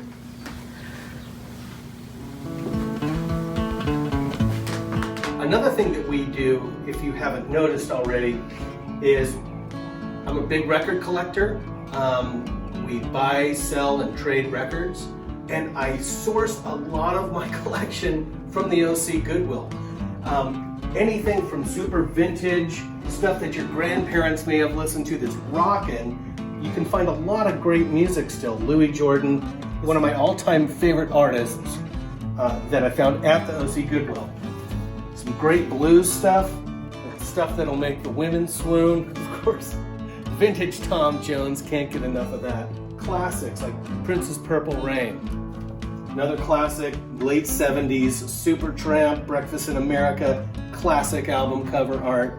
And it all gets played actually on our vintage record player here, console record player. Oh, wait, I need to stop you, because I need to know about this outfit you have on today. Your fit is amazing. So before we, keep talking about records, I mean, this is just, how can a girl pass this up? Okay, so yeah, well, this you can see, vintage bowling shirt. It just hangs nice. I like it. Found these at the Goodwill. Chippewa construction boots, and they're really expensive, but not at the OC Goodwill. Great bargain. I always go to the shoe bins first, or the shoe racks, because you find some great work boots. Okay, we want to thank you guys for spending your afternoon with us today. We hope you enjoyed being in our little vintage home and seeing all our items that we've purchased from the Goodwill and other secondhand stores. You know, the Goodwill does so much good for all of us, as whether we're just shoppers or whether we have a side hustle or whatnot. They do so much good for all of us. If you're watching, you're interested in the OC Goodwill. And that's why, another horse. If you follow us, you know the gag about the horses. Anyway, lots of them at the OC Goodwill. Hope you enjoyed your time here with us. We really enjoyed doing this for you and giving you a glimpse into, wow. Squirrel! Stop. Into our lifestyle and how we OC Goodwill. Thanks so much. Thank you. Please donate. One more thing before we go. Make sure that you're holding on as you do all of your closet cleanouts and cupboard cleanouts, that you hold on to all of those goods, so when the OC Goodwill is back up and running, we'll have things that we can continue to donate. They're counting on you, they're counting on us, so let's make it happen together. Thanks so much. We'll grab some more coffee.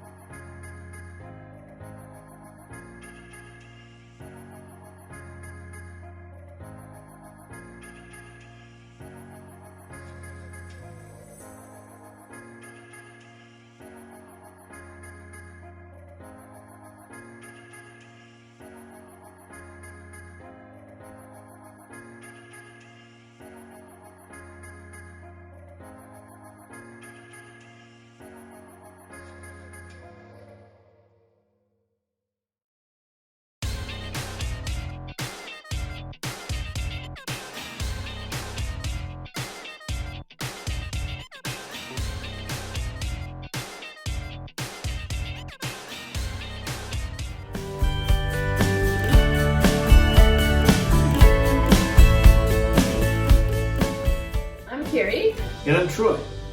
And we are at Second Half Hipsters with a 2.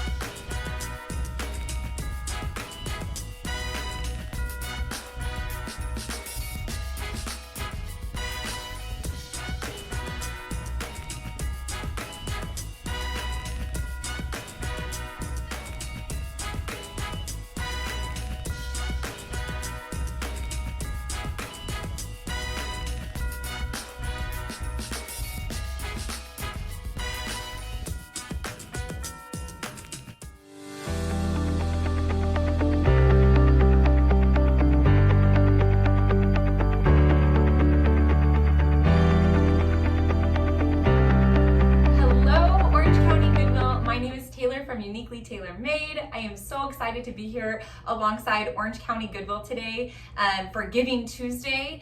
And what better way to give back than giving back to someone who I believe gives so much to the community and the people around us. I'm so excited to be helping them and coming alongside them today for Giving Tuesday. And I'm going to be telling you guys a little bit about how you can give back in just a moment. But I want to show you guys around my bedroom and tell you guys a little bit about my history with Orange County Goodwill. So we've thrifted so many things over the years, but I thought I'd show you my bedroom and a couple of my favorite items. And so this mirror is completely thrifted. This rug is from OC Goodwill. At almost every single little trinket up there is from my local OC Goodwill. That little pot with the plant is from my Goodwill. These pillows are from Goodwill. All of my frames up there are from Goodwill. And some of my decorative books are from Goodwill. So as you can see, a lot of our home is furnished from Goodwill, and you would never know the difference between brand new and thrifted. I just love that about thrifting. I love when you find a good item that you end up loving so much. And so today I'm going to show you guys specifically how I DIY'd this little gallery wall shelf, give you guys some tips and tricks on making your own. And I'm also going to be giving away a customized set up to 15 items of these prints. And so I'll customize them to fit your own gallery wall for sizes and colors and whatever you want if you donate today. So when you donate $2.40, you'll be entered into my giveaway to receive that customized set. So now I'm gonna show you guys how you can create your own using thrifted frames. So first things first, you're gonna wanna head to your local OC Goodwill store and purchase some frames. And so I bought all of these frames from my local OC Goodwill. Some were brand new, some were used. And you're gonna want first to go for a variety of size. You could even do some shapes. Like it would be really fun if I had some like maybe more circular frames or ones with some kind of textured edging. But I obviously went with two different colors of frames, the black and to throw in that one more brown neutral one. And then the others are obviously all different shapes and sizes. I also like that some of them have no insert as far as, frame insert. Like you can see these ones have it and this one doesn't. And so you can see that there's like a variety of things going on here. I feel like that gives it texture and dimension. And then as far as the shelf goes, you can purchase one of these online or find one at an OC Goodwill, or you can actually make your own by just adding a simple, you can add a 1x2 to your wall. You can actually nail it to your wall and then buy a piece of wood, 1x6 or 1x8, the length of your shelf. And then you just actually put it right on top and you screw or nail into your little base piece that goes here. The next thing you're gonna do is make your prints. And so I make mine using Canva and PicMonkey, but you can kind of do your own. You can obviously purchase some from Etsy, or you can just create your own little look. And so I found some images that I really liked. And then what I do is I think the best thing to do as far as making prints go is making sure that you use cardstock. If you use regular paper, it just tends to look a little more cheesy and not so nice. I also believe that it like prints differently. And then when you're trying to find prints, you're gonna wanna make sure you find kind of a color scheme. And so if you can see here, I'm doing one for the spring. That's why I love gallery walls. You can switch them out year round. I also think a great thing to do is kind of mix it up by having some solid pieces, some things that are more detailed and textured like this, and then also some words. I think it breaks it up a little bit. So you can see that this one doesn't have as much going on, even though there is a lot going on in that photo, it's not as much. And so this one's obviously a little more bold. This one's a little more subtle. It just kind of creates texture. It creates a variety. If you have too many photos that look like this, it'll actually look way too busy.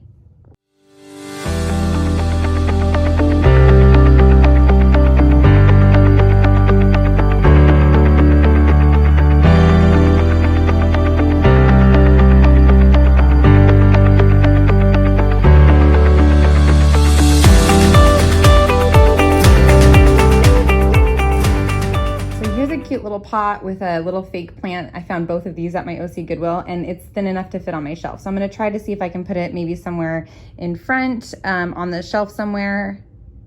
This is one of those baskets, or actually not a basket, it's a table mat, and I bought this at OC Goodwill a while back. And this is a great layering tool. You can also put this just either, you know, behind something or on a table flat and then put like a vase or something on top of it. If you ever find one of these at Goodwill, pick it up because they're usually super cheap and you can use these for so many different things.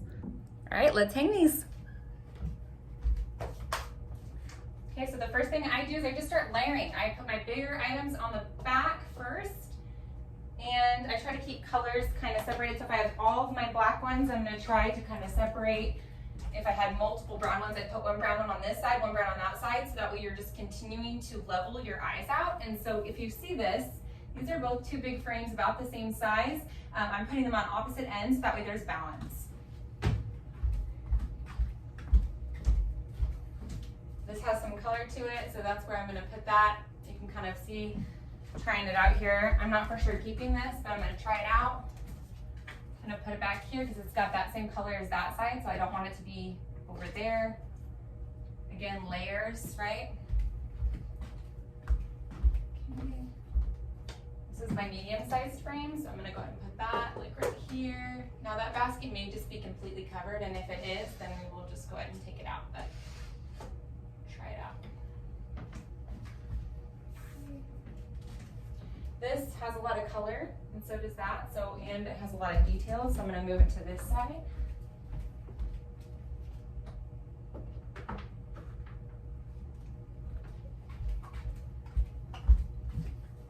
And then since all of my frames are pretty much, well, these ones, I don't want it to be too matchy-matchy. I could do that, and that doesn't look horrible, but I like to have different levels, and so I'm probably gonna keep this one standing up. Let's see here. Move this over here. You can put this like right here. The other thing I could do is just put it, I could end up putting it this way if I wanted. Moving this closer this way.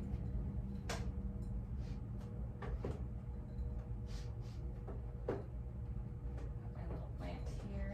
This plant is probably a little too big for this space, but I could do this. So looking at it, I kind of step back and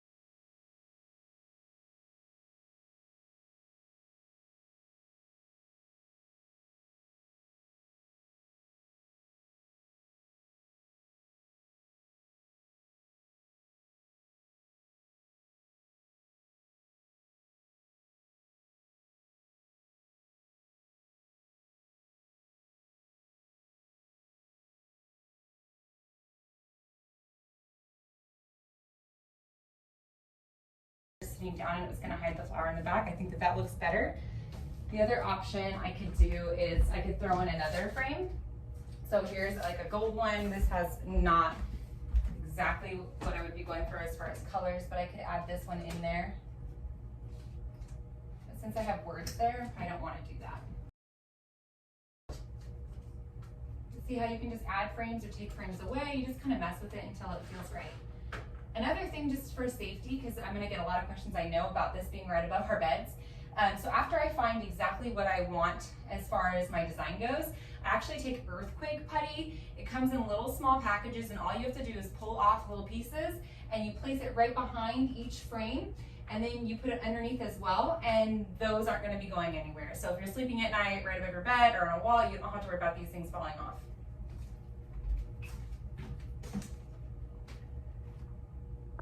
I rearranged those frames a little bit over there, and that whole shelving unit I kind of rearranged a little bit, added the basket, and now I've got all of these where I want them to be.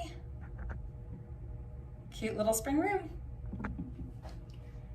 So like I said, thank you so much for joining me today. It's such an honor and a privilege to be a part of this event. Make sure that you give these amounts, give back to your local Goodwill. They do so much for our community, and it's so worth that time and that effort putting in to give back to a company that gives to so many. And I'm so grateful for them, grateful for this company, grateful for the opportunity to be able to share this DIY with you. I'm gonna have a full blog post on this that you can refer back to, and make sure you donate. Like I said, if you donate $2.40, that's it.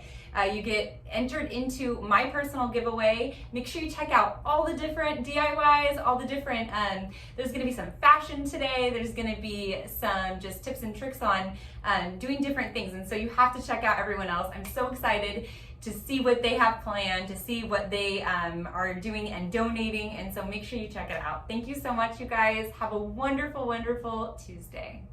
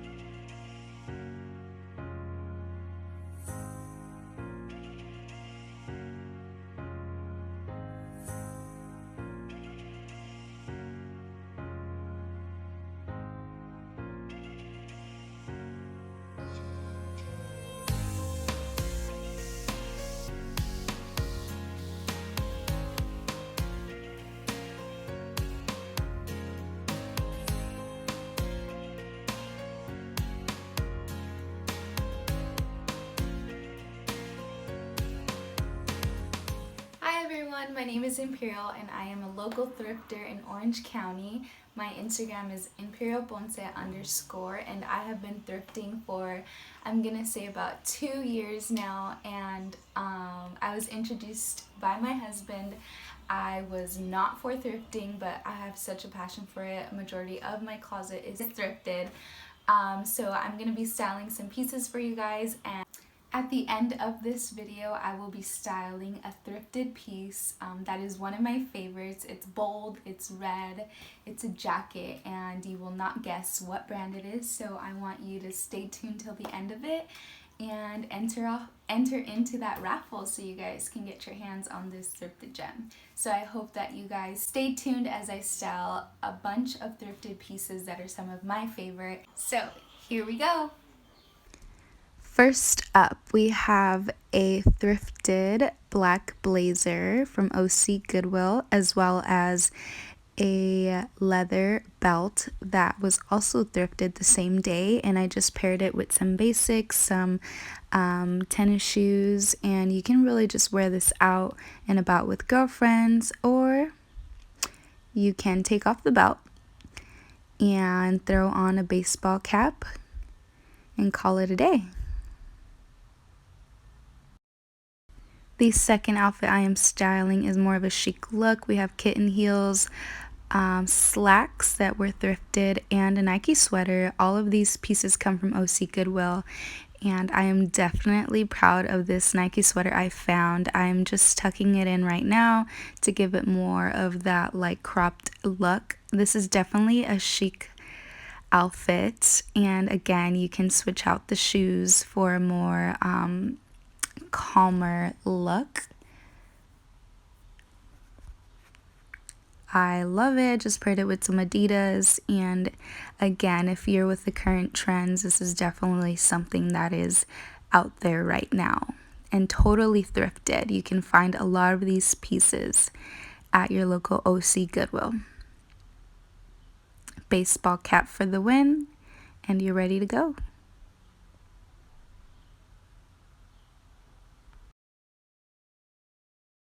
We are now moving on more to a summer spring look. Of course, my hat is not thrifted, but my dress and the slit under it is, and I absolutely love this dress. It is lightweight, it has pockets, it's flowy. You can pair it with some summer heels that I also thrifted from OC Goodwill, and I just gave it a little knot so you can get two different styled looks from this dress. Tan, beige, nude colors are definitely in right now, so this is my #1 favorite for a summer look. You can also wear your swimsuit under and just take it out on a day for the beach or the pool. Our fourth outfit of the day. Can you believe this is sleepwear? It is a silky dress I thrifted. It is definitely see-through, so you want to be careful when you purchase sleepwear to wear out and about. This is another beach look. I will definitely say you can just grab a hat, throw it on, and head out to the beach or the pool. Grab a purse. This little wooden beaded purse is thrifted as well, and I am definitely obsessed with loungewear. Go ahead and when you go to your OC Goodwill stores, run to the sleepwear section. You never know what you can find. Again, threw on my kitten heels that I found at OC Goodwill for a night out.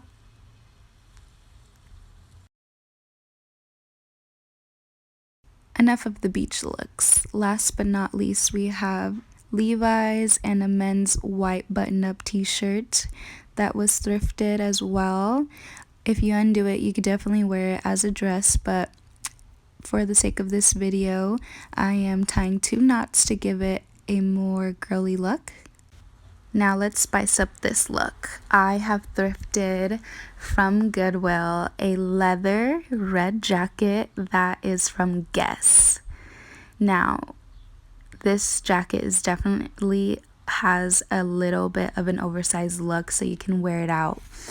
And You can wear it during the summer because it is very lightweight. So just throw it on over your outfits for a night out.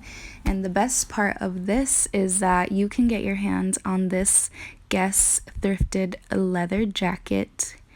We're auctioning off this for you guys for tuning into this segment. So during this time, if you would like to get your hands on this, we are taking donations starting at $2.40 or any amount for OC Goodwill during this time. We're giving back to Goodwill, and I would love for you guys to enter this with me.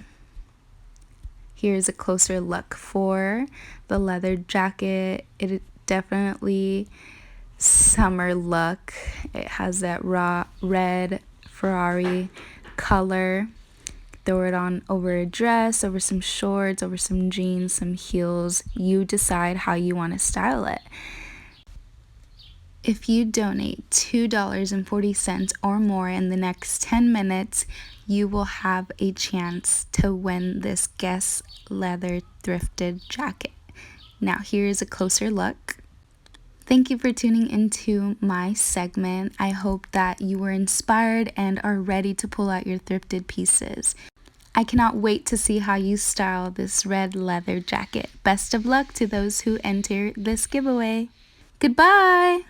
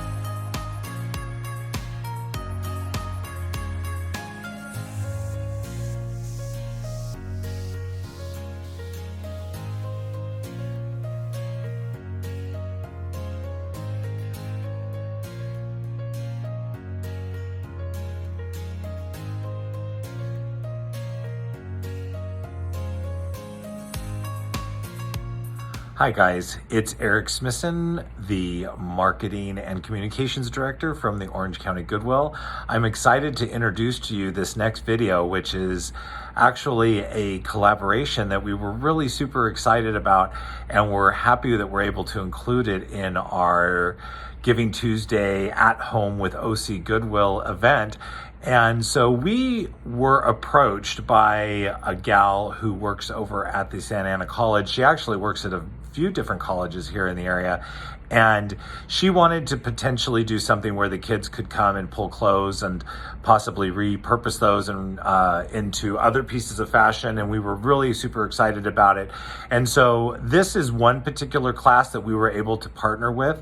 Their teacher is Kyla Benson. She is teaching over at Santa Ana College. You will see her on the call. We did a Zoom call with all the designers, which you'll see in the upcoming segment. But I did want to emphasize that when you see the video of the kids pulling the merchandise and the introductions that we did with each one of the designers, that was done pre-COVID. And so we were able to do that here at the corporate campus. But then, of course, obviously with COVID, we are trying to be creative, and we checked in with them on Zoom. So please check it out. It's coming up right now.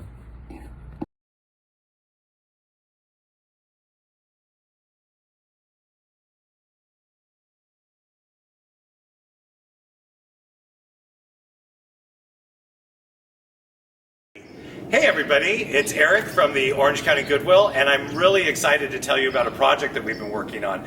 We have partnered with some of the local colleges. Today we're working with Santa Ana College, and we have invited some of their fashion students here to get 20 minutes to pull fashion from our clothing by the pound area, which, if you don't know, is kind of our last stop for clothes that have been through our system and haven't sold. So we sell them here at our corporate campus at 410 North Fairview for $2.49 a pound. It's a great kind of secret thing that we do, in the sense that not a lot of people know about it. But so we invited the kids to come here and pull for 20 minutes from that area. And from the items that they pulled, they're going to create brand new fashion. So dresses will become jackets, jackets will become pants. And so we're going to meet everybody right now. My name's Amy Don Diego. I'm taking intermediate sewing and draping, but I've taken other fashion classes like beginning sewing and fashion illustration. So my name is Mandy. I'm a fashion student. I'm in my, I think, second year. My main goal is either pattern making or tech design. My name's Isaiah, and I am taking intermediate sewing and several other classes, fashion illustration, screen printing. Hi, so my name is Sydney Rohan, and I'm taking intermediate sewing, and that is really cool. It helps with this project, and I'm really excited. Hi, my name is Nayeli Lazaro, and the classes I'm taking are beginning sewing and illustration. So who is your inspiration, or what is your inspiration? Right now my inspiration is springtime. Green is like my favorite color. So I'm using a lot of green items to kind of look like grass. And then my inspiration is just like kind of rebirth, like flowers, your stereotypical springtime motif. Well, I work with kids, and I think it shows in my clothing, but I'm definitely pretty inspired by kids. Some of the weird stuff they come in and think it's the best, because I think it's the best too. A lot of my coworkers have like crazy style, and working with them has really inspired me to like sort of embrace the weirder aspects of my style and like kind of wear whatever, even if people think it's weird. And then a lot of my inspiration for style too comes from like pushing the boundaries of what people expect traditional gender roles to be. So like my inspiration board is a lot of like pastel, but I'm also aiming to make menswear, so I want to make sort of casual menswear that's more pastel colors, but still within the traditional masculine style, I guess. I got a couple inspirations. I mean, I wouldn't say it comes from one place, but a lot of what my inspiration is right now is Japanese streetwear. I like a lot of patchwork and stuff like that. I like K-pop, and in K-pop, Korean pop culture, they have a lot of fashion, and that fashion in their music is really unique to me. So I'm really inspired by them, specifically BTS, which is a big group, and they break the boundaries of feminine clothes and masculine clothing, and they make a great creation, and they look really good. Very cool. Some of my inspiration are the flower lily because it symbolizes purity and also has a meaning of femininity. And then the stars and the moon. Hello, everyone. Thank you so much for coming today together so we can talk about this project. As you know, social distancing has now been enforced because of COVID-19. Yeah. At first, when we first got the news, they said we would be back on campus mid-April. So I was like, perfect, our show's May 2nd, but clearly that's not the case. So anyways, I just want to thank all of you guys for still, making the show go on and not quitting and, overcoming this challenge of no longer having access to the classroom, not being able to cut stuff out there, use the machines, have the space, and just the camaraderie of people in the sewing lab, So, I mean, I know it's got to be hard to really find that motivation sometimes at home in the workspace. So I just want to applaud all of you guys so much for doing that. Let's see here. So we are going forward with a digital fashion show. Yay. Yeah. Do you want to do a sneak preview and show Eric some of the stuff you're working on? You go first, Sydney. Okay. All right. Let's see if I have enough space. It's really short. Okay, so this is I think this is my favorite piece. Let me show you real fast. So it looks kind of messy because it's so like fluffy. Cute. Basically it's a top with I don't know what it's called, but the sleeve that like drop, half sleeve. And it wraps around the top. So here's the back. Sorry. And here's the front. Oh my God. But the really cool part that I try so hard to make it work is if you take off the sleeves, it actually becomes a top by itself, like this. Let me take this off. So here's the front, and here's the back. But also, what you do with your sleeves is, if you open it, I only have two hands. Oh well. It actually becomes you wrap it around your top. So pretend I have your top, and it becomes a full-on dress. Wow, so it's super versatile. That's cool. Yeah. Sydney, what is it like being so talented? Oh, no. I just like to do hard stuff apparently. So in general, you can wear it in 3 different ways. Right. You can wear it with just the top. You can wear it with the sleeve. Is it true? Wait, hold up. With your sleeve, yeah, originally, and then you can wear it as a full-on dress. I mean, Sydney, that is insane. I love it. I love the volume and the drama. Oh, yeah. That's awesome. Cool. All right, who wants to go next? I'm going to play tic-tac-toe on my screen. Mandy, you're next. Okay, let's see. I have a couple of different things laying around. What I just finished actually was these trousers. So I ran into this huge problem with my line where I wanted to do lots, like 2-3 pairs of jeans, specifically skinny jeans. But because of the quarantine and with the Goodwill challenge, I didn't have like any stretch denim. And at the time I didn't have a serger to sew them on or needles for it. So I had to shift things around a lot. And I ended up doing trousers. So instead of the skinny jeans, I have these trousers I just finished. So they've got like, pleats and things, pleats and darts, but then they also have hearts on the knees because I wanted to have, so my line, I wanted to have like hearts somewhere on everything because I wanted to call it like heart on my sleeve or something like that. Like, I don't know what the brand is, but the brand that has like the heart with the human eyes on it. I really like how distinct that logo is so that you see it and you know it's that brand. So I wanted to do that with just plain hearts on here. So it's got those on the knees, but then on the bottom, let me stand up and show you. Because I personally love cuffing my pants.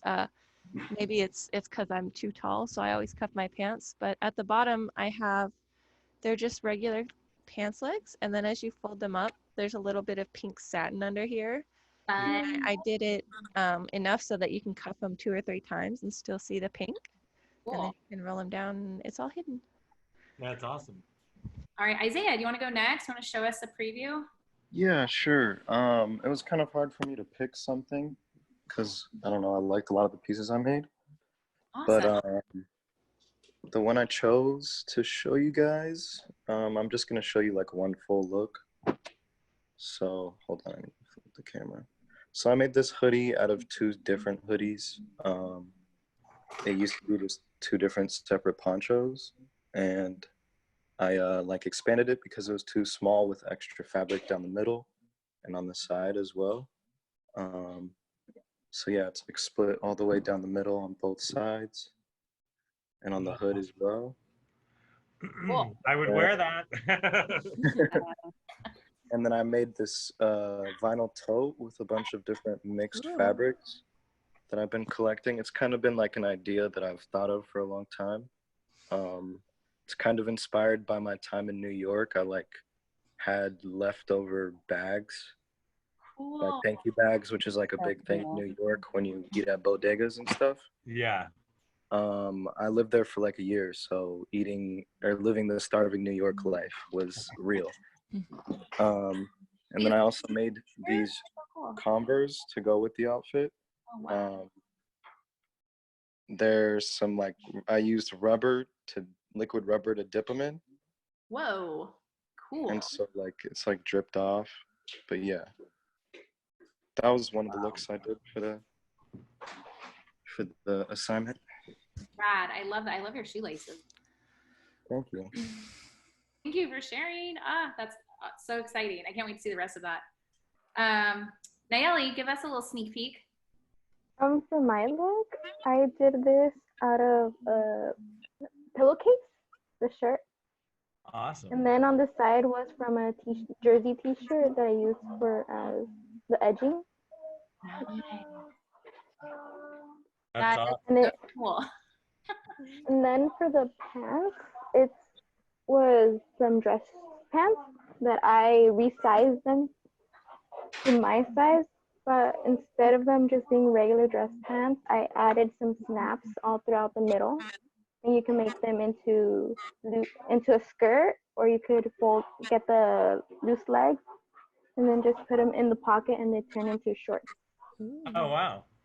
That's really fun. I love that. That's amazing. That's really cool. I love the transformational clothing. I think that's super cool. Everything is really awesome. I'm so excited. I can't wait to see you guys do your videos. I hope you guys really take that seriously and try hard to make them as clever as possible, because you really have to show off your talent. You guys have done an amazing job. I'm super excited to see the finished product and all, and all styled or whatever. It's going to be cool. Just want to say thank you guys so much again for working with us and partnering with us at the OC Goodwill. I am like beyond the moon excited to see all your guys' finished products. I do want to mention that your fashion show is going to be on the 15th, correct? Yes, that's when we're airing it. Yeah. Awesome. So since we're going to be showing this on our live stream, I want to make sure that we say that it's going to be on May 15th, and we will be sharing that link to the fashion show so you can see everybody's finished work. And we're really excited to share that with you. This has been a great collaboration. It was a little bit of a bummer that COVID came in the middle of it, because we were really excited to do the whole thing live and a bunch of great ideas. But you know what? This is just the beginning. So I think that we're being scrappy, and we're gonna like make it work. And I'm excited for next year when we can even go further with it. So thank you guys again. I'm super excited to see your guys' stuff. Thank you. Thank you. Thank you. Well, for me, Goodwill, I feel is restoration. I found the company when I was going through a hard time in my life, fell flat on my face for a couple decisions that weren't so good, professionally and personally, and it shut a lot of doors for me, where I found myself, not being able to find a job. And I came to Goodwill, and Goodwill helped me get off my feet. And it didn't matter what walk of life it came from. Everyone was a family. Everybody had a job. Everybody had a purpose. It just gave me hope. And walking in as a volunteer with 328 hours of community service, I now, 7 years later, I'm running 2 stores. That's huge. And to think nobody wanted to give me a chance, and there was Goodwill of Orange County. And here I am.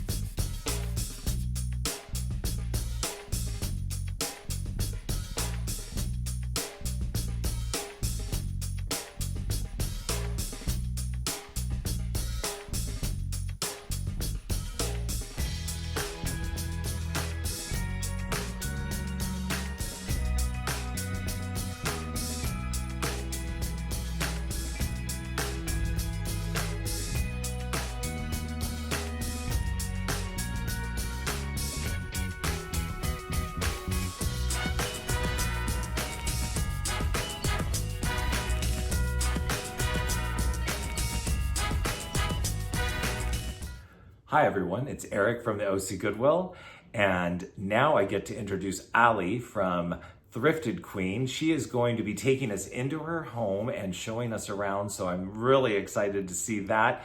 She is really just all about decor, fashion, she loves thrifting, and if you make a donation for $2.40 during her segment, you will be entered to win her super cool I'd Rather Be Thrifting sweatshirt. So let's get to it. Ladies and gentlemen, the Thrifted Queen.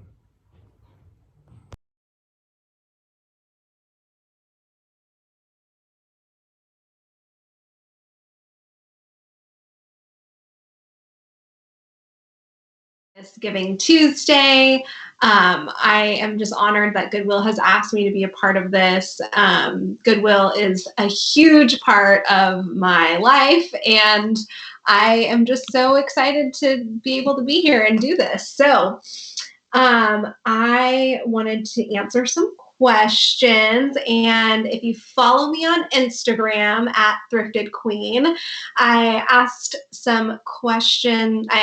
you to submit your questions yesterday, and I'll also be checking in on here live, so you can submit your questions on the YouTube streaming page, and I will answer those as well. So I'll try to get to everything. So let's see here. Okay, so this was asked by a few people. It says, do you have any favorite secondhand thrift sites? I think virtual thrifting is a huge thing right now because, you know, us thrifters, we have that itch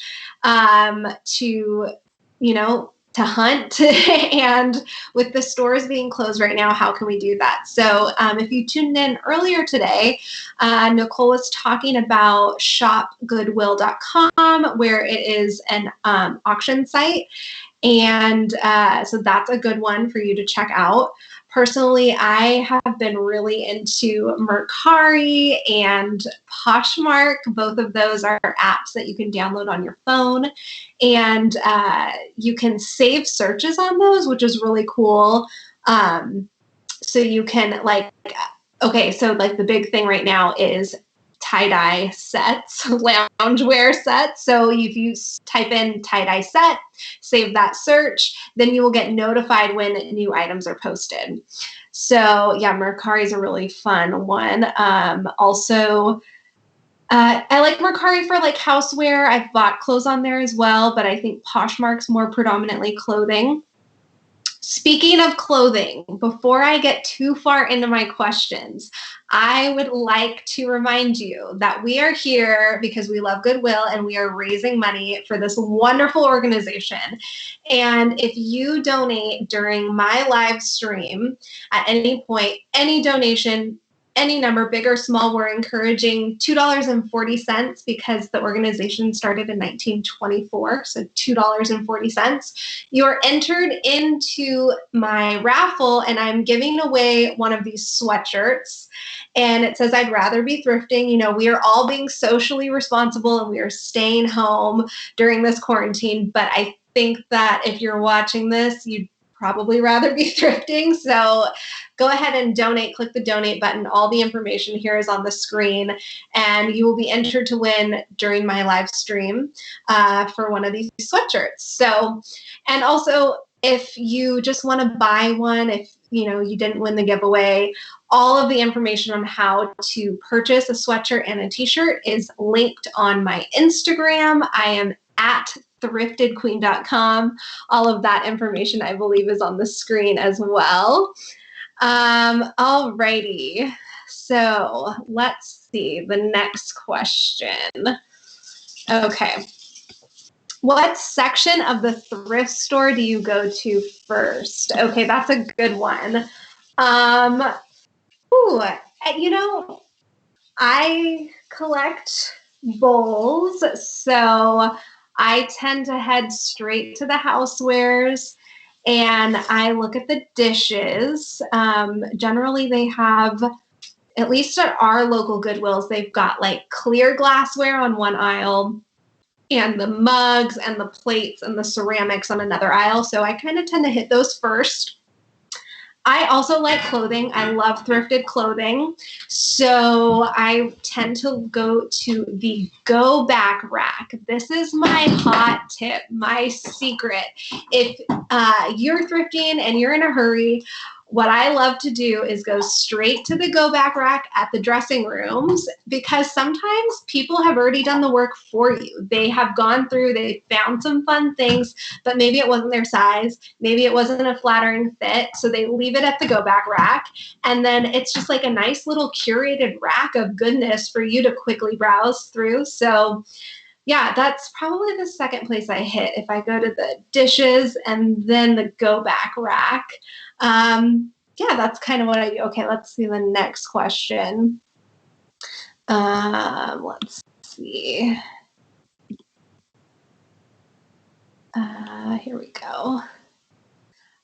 Most prized thrifted item. Ooh, that's good. Okay. Most prized thrifted item. This is hard. This is like picking your favorite child, right? I have to say that probably my most rare piece. So the dishes that I collect here, those are mostly Pyrex. If you're not familiar with them, they were made in, the 50s, 60s era, mid-century, modern time, and they have hung around. They are like pretty indestructible. I mean, you can break them, but anyways, I could go down a whole rabbit hole of Pyrex history, but I won't do that. So Pyrex, I think that probably my most prized thrifting find is a very specific Pyrex bowl that I found in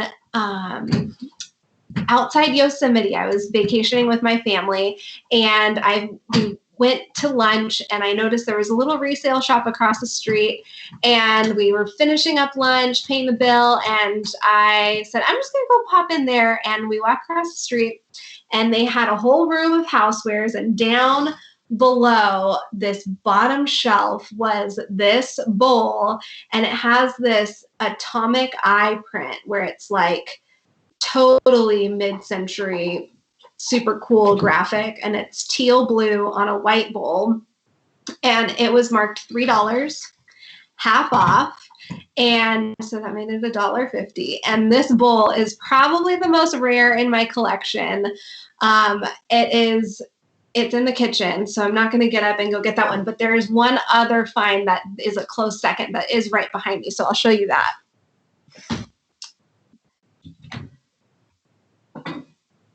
This is another really rare find. This is the hot air balloon design Pyrex bowl. And when I found this at a flea market and in Alameda. And isn't it crazy that I can remember where all of these came from? I found this at a flea market, and I swear I felt like I was robbing a bank when it was $10, and this is a really hard to find rare piece of Pyrex, and I just practically ran away after I purchased this one. So yeah, this is another one of my favorites. So let me put this back.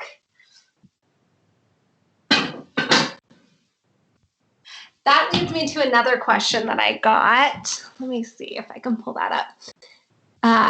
Are all my bowls thrifted? Is all of my Pyrex collection thrifted? Now that is a fun question.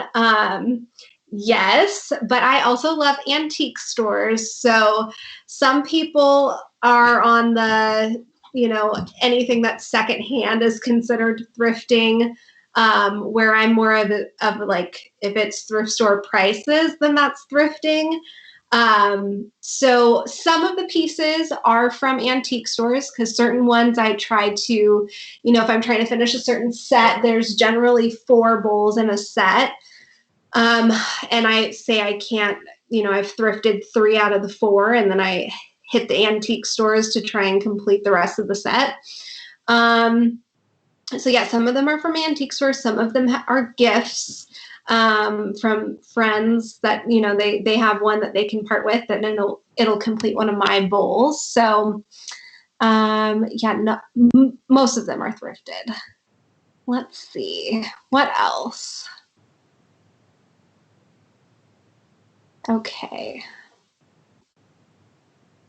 This is a fun one. This doesn't have to do with thrifting. Asked me if I still have a full-time job. I do have a part-time job. I left my full-time job last year to follow my passion in building my blog, Thrifted Queen. And what I do on Thrifted Queen is I share my home decor, my fashion, my lifestyle. Generally, it is all thrifted or budget friendly. And that's what I do. But I also have a part-time job, and it is blogging oriented as well. So that is how I have managed to stay afloat, leaving my full-time job. So no, I don't have my full-time job anymore. But speaking of blogging, earlier today on the live stream, in case you missed it, my DIY was shared, and I'm going to show it to you right now. I have part of it.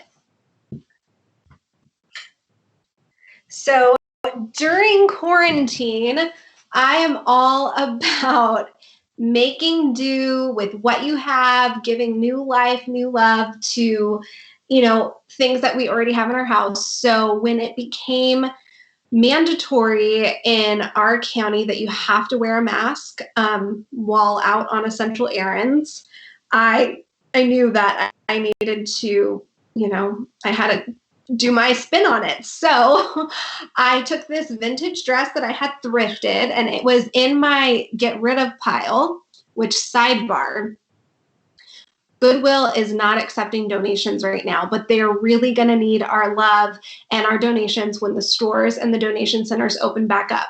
So hold those items, save them in your garage, save them in your trunk, save them in the back of your closet, bag those up. Goods for good. We are going to, the thrifting is going to be good when all of this is over, right? So save those items. I have been cleaning out my house, and I have been setting my get rid of pile aside. It's stored in the garage.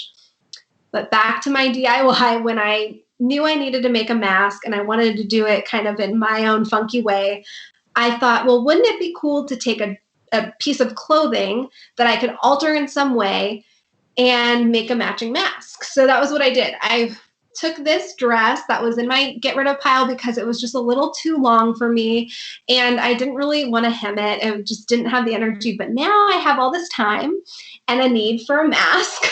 So I took the dress and I hemmed it, and you can see the finished product over on my website, www.thriftedqueen. And that was the DIY that we shared earlier.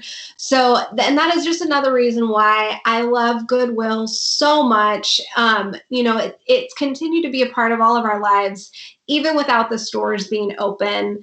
Just making do with what we have, making do with the items that we've thrifted prior to all of this madness, and just, appreciating it that much more. I know we're all looking forward to getting back to the stores and thrifting.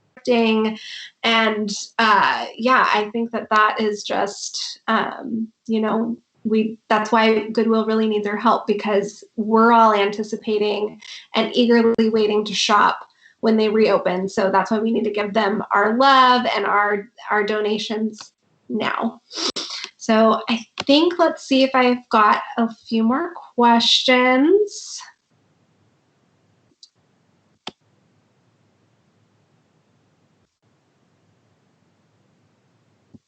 Okay. So it looks like I've got one more question that I'll answer for you, unless something comes in on the live stream right now. And that last question is, at what age did I start thrifting? Well, I would say it's been a lifelong hobby. But when I was about 9 years old, my mom, she had a space at our local antique mall. And that was really what kind of sparked this whole Pyrex obsession was, you know, going to flea markets and garage sales and all of that kind of stuff, hunting with my mom so she could source items for her space. She did that for a couple years, didn't do it for very long, but it's just stayed with me ever since, you know, that love of thrifting and being thrifty. And it's just really like the hunt for me. I never know what I'm going to find. And that is what is so fun for me when it comes to thrifting. Yeah, it's just, you know, it's almost therapeutic. You know, you walk in and the idea of, you know, giving love and life to an item that was discarded by someone else, it's just, the whole thing is just, it's magical to me, and I cannot wait to get back into the stores. So I think that's all for questions. So don't forget, any donation of any amount made during my segment right now is gonna go towards the giveaway. You'll be entered to win a sweatshirt. I know that you would rather be thrifting, as am I. And I just want to thank Goodwill for having me be a part of this awesome event.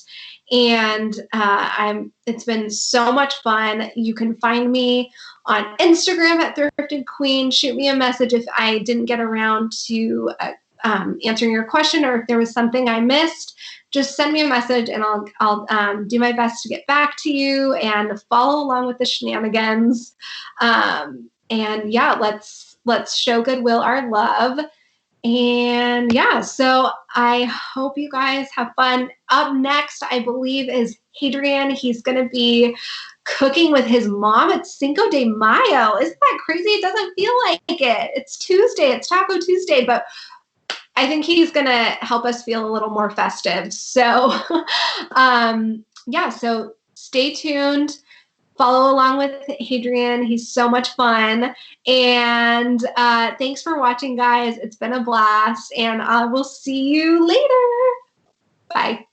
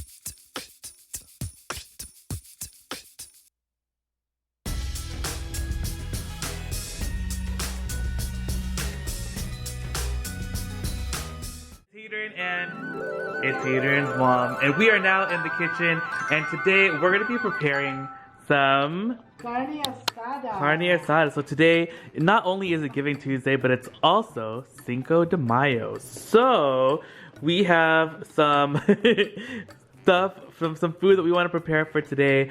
Okay.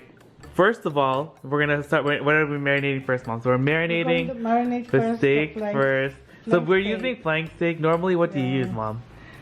You can use flank steak, or you can use the skirt steak. Skirt steak, but we couldn't get a hold of any skirt steak right now. So we're gonna do just using the flank. So these are really great. I actually thrifted these from the Goodwill. This is a Le Creuset in blue, and this one is an Emile Henry in yellow. And I just love thrifting like bakeware, cookware, and stuff from the Goodwill, especially stuff that's like really amazing quality like this. Like these things, you can will last forever. You can hand it down to your children, and I just love the colors. That one's yellow. This one's blue. Look at that color.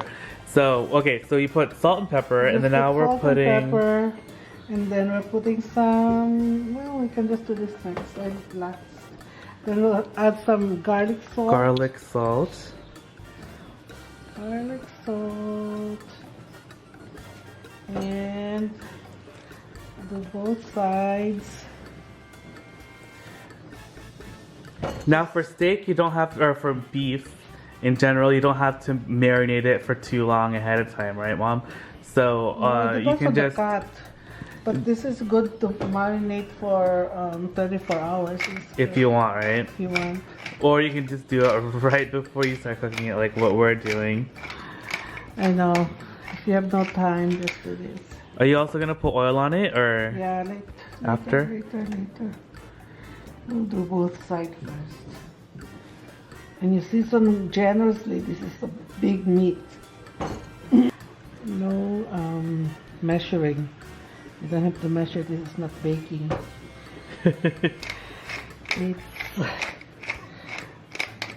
It always comes out good. I promise. Promise you guys. Okay, so then what is next? We're going to put some of this garlic that I pre-chopped. So what's your tip for that, Mom? So if you have a lot of garlic. Oh, if you have a lot of garlic like me, I bought, because I can't find the bulb one. So I can't find this kind, the bulb. Mm-hmm. And I bought the one that's already peeled. And whole. Like whole but peeled, right? But a lot. It's quite expensive, so you don't want to waste it. At Costco, and I just chop them and I put some olive oil on it, and you can leave it in the refrigerator for days. And then you can also freeze it, right? You can freeze it. And then it'll last even longer. But freeze it chopped. I don't like it to chop, to freeze it whole, because no, but can you freeze it like this with the olive oil? Or no? You don't have to. No, but can you? Or it's better to just chop it first, and then just make it like this after, if you're gonna defrost it. I think you can freeze it. I'm sure you can freeze it. But I don't do it. So that's Mom's garlic tip for you. Yeah. Okay. What's next, Mom? Yes, we need a lot of lime because I like it. I like it. We don't have a lot of lime, so we're using one of the lemons that's in there.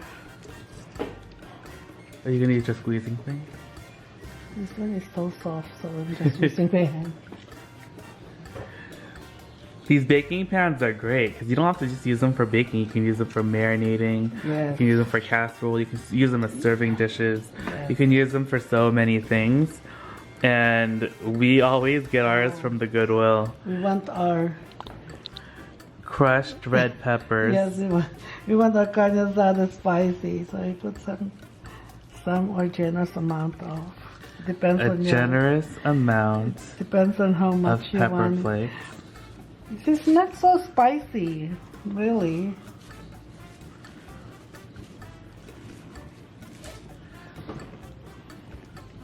But you might want to scrape some of this garlic when you grill it so that it doesn't burn. Doesn't burn. Yeah.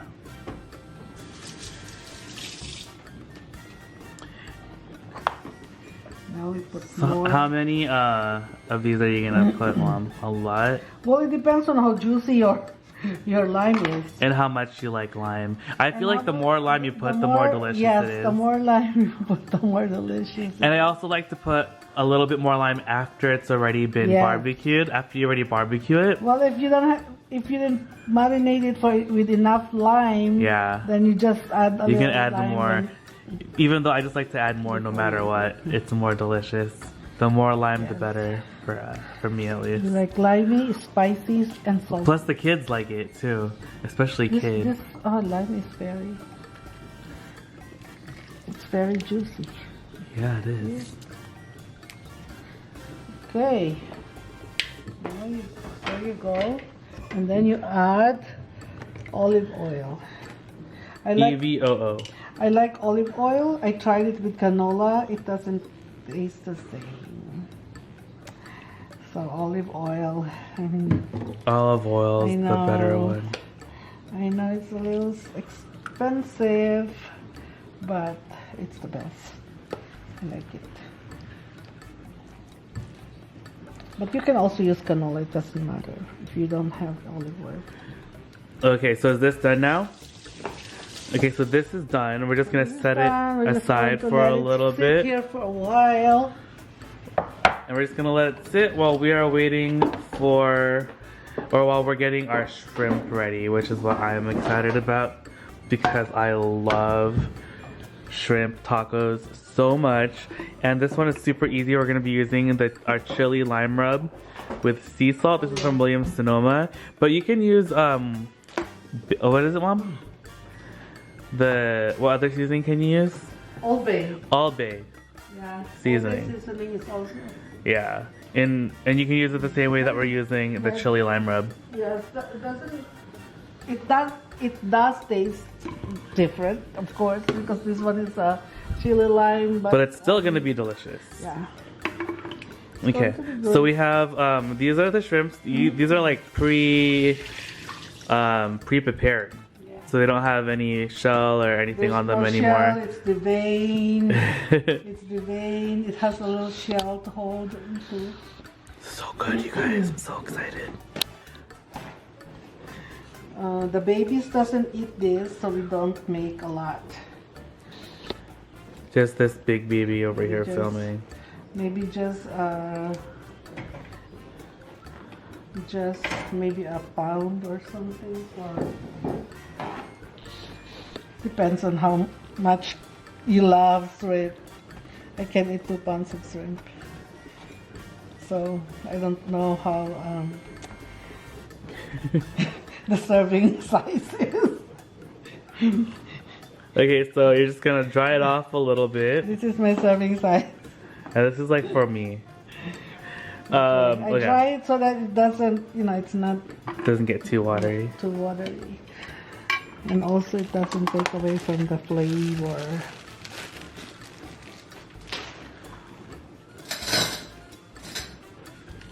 So when you add this, it's like the same amount as like with the all bay seasoning.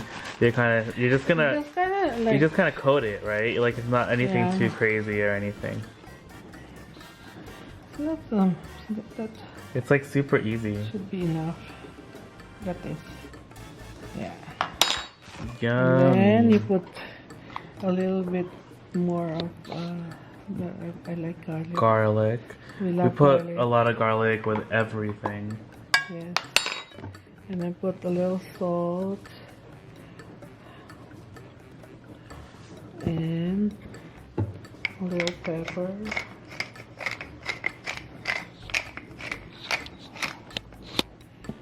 And of course, olive oil. Yep. And then just mix. This one you can do like you can cook right away, like right after you marinate it. You can cook it already. And this is also good. on top of pasta. Pesto Oh, it's pasta. so good on top. Any pasta, really. Pesto is good. Pesto, it's really good though. It's like something special Yeah. if you have it with pesto. It tastes so delicious. The flavors are super complimentary. And then now, just a little bit of If you want a lime. nice presentation with your pasta, you put this in a skewer and you put it on top of your pasta when you serve it. So, Ain't nobody got time for that right now. good. And will marinate for a few minutes, not hours, minutes, because the lime is going to cook the. Where's mine? Oh, here. And then over here, we're gonna be actually using this for our shrimp. And this is my thrift. What is this pan called, ma'am? Oh, like, mom, a grill pan? Yeah. This is a Le Creuset grill pan. Little. The stick, you can still see the sticker residue. This was only $5 at the Goodwill, which is amazing. We actually have one, like, from years Yes. ago that you bought. I have a yellow one. But it's so dirty. Yeah. It's dirtier than this. So gross. So, yeah, we'll just use this one. Yay. Okay, so what do you do with the pan to prep it, Mom? What do you do to prep? Nothing. You just have to turn the. I don't know. Do you only have do you use to make olive oil? Do you You use? have to, because the shrimp already has olive oil. Oh, so you don't even need don't wanna to. do- But you just want it to be super hot so you can get those grill marks. Very, very hot. Oh, look at they match. Both blue. Very, very hot. Love it. Oh, there. Yeah. It's really funny. Like almost all of the Le Creuset that I've ever thrifted has been red. But then we have a few blue pieces. The one that I got. All the ones that... No, but all the ones that I find are usually red also. But also I found a lot of blue. I like this one. Yeah, that Emile Henry is really nice. I love the yellow. I made brownies on this.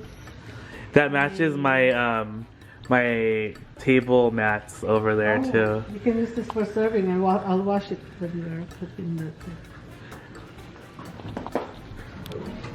Alright, you guys, the grill pan is nice and hot, and it is time to put our shrimp on. It's okay. See, hear the sizzle? It's like cooking ASMR. Let's make it high so that it doesn't get cold.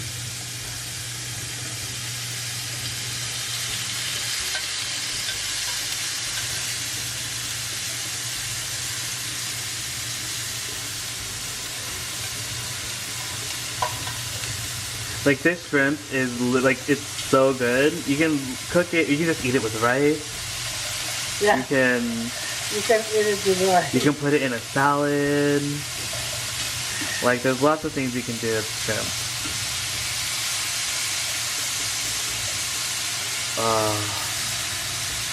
Look at that. Ooh, beautiful.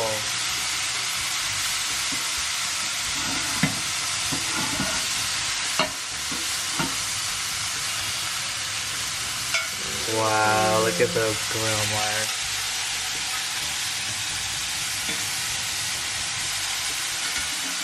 Oh, Mom, you're making little hearts.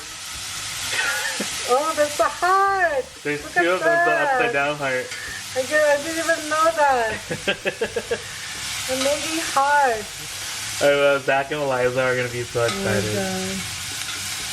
For love. For love. This is going to be a heart too. So look at this. There you go.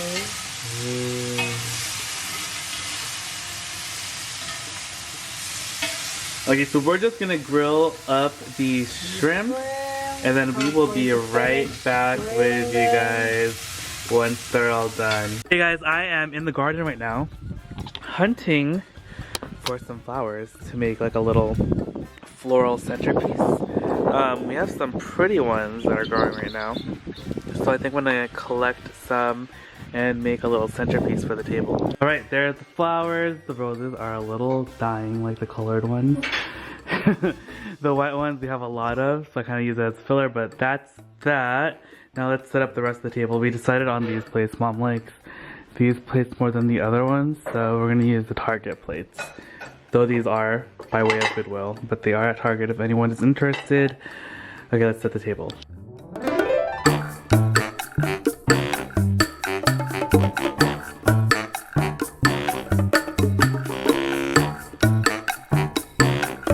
Alright, you guys, out here we got the grill going with the steak. Oh, so yummy. So excited. And the last touch is Mom's delicious homemade guacamole. So yummy. You ready to eat, Eliza? What are you gonna eat? Eliza? I'm gonna eat tortillas with lime and carne asada. Oh.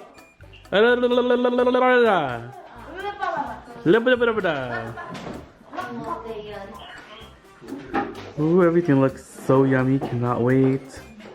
And the dining room proudly presents your dinner. Oh my gosh, okay, so I just wanted to show you guys how awesome the table looks before we start digging in. You know what they say, you eat with your eyes first, right? So I wanted to show you guys how the table came out. But P.S. this table was only $30 from the Goodwill. Amazing, one of my best finds ever and best thrift upcycling projects ever as well, because we put on that stone top and never looked back. It's so fantastic. I think it's one of our favorite pieces in our entire house. But everything on this table was thrifted as well. I love the color of these placemats. They are amazing, and couple that with the blue plates and then all of the whimsical decorations of those bunnies with the flowers in their ears, to the crystal vase and the candlestick holders. Everything is just a smorgasbord of awesomeness. But I also wanted to remind you guys as well about our raffle. I'm raffling off my this beautiful Madewell bag, as well as a Starbucks tumbler and a beautiful white and gold vase, and each raffle ticket entry is only $3. That's how long I've been working with the Goodwill for. And I'm also raffling off another thing as well from my first segment from today, which is a 30-minute chat with me, and it could be about anything from thrifting to reselling to just how your day's going. So that is super duper fun. But yes, here is our completely thrifted table along with our dinner for the night: shrimp and carne asada tacos. Yum, yum, yum. And now it's time to eat. Oh my gosh, the moment we've all been waiting for. Time to eat the food. It's so, oh my gosh, you guys, I cannot even begin to explain how delicious the food was. The carne asada was magical. The shrimp tacos were delectable, and it was just so much fun. We made a little taco station where everyone just kind of made tacos and sat down and ate, and it was a very delicious time. Hey guys, it's time to eat. The tacos are so delicious. Thank you guys again so much for hanging out with us today and cooking our Cinco de Mayo meal with us. Thank you again also for joining us during our Giving Tuesday Goodwill event. I love you guys so much. I'll see you guys later. Bye. Say bye, Mom. Bye. Hey kids, say bye. Bye. Bye. Say bye, Eliza. Bye. Oh, Zachary. Bye. Zach's eating. Bye.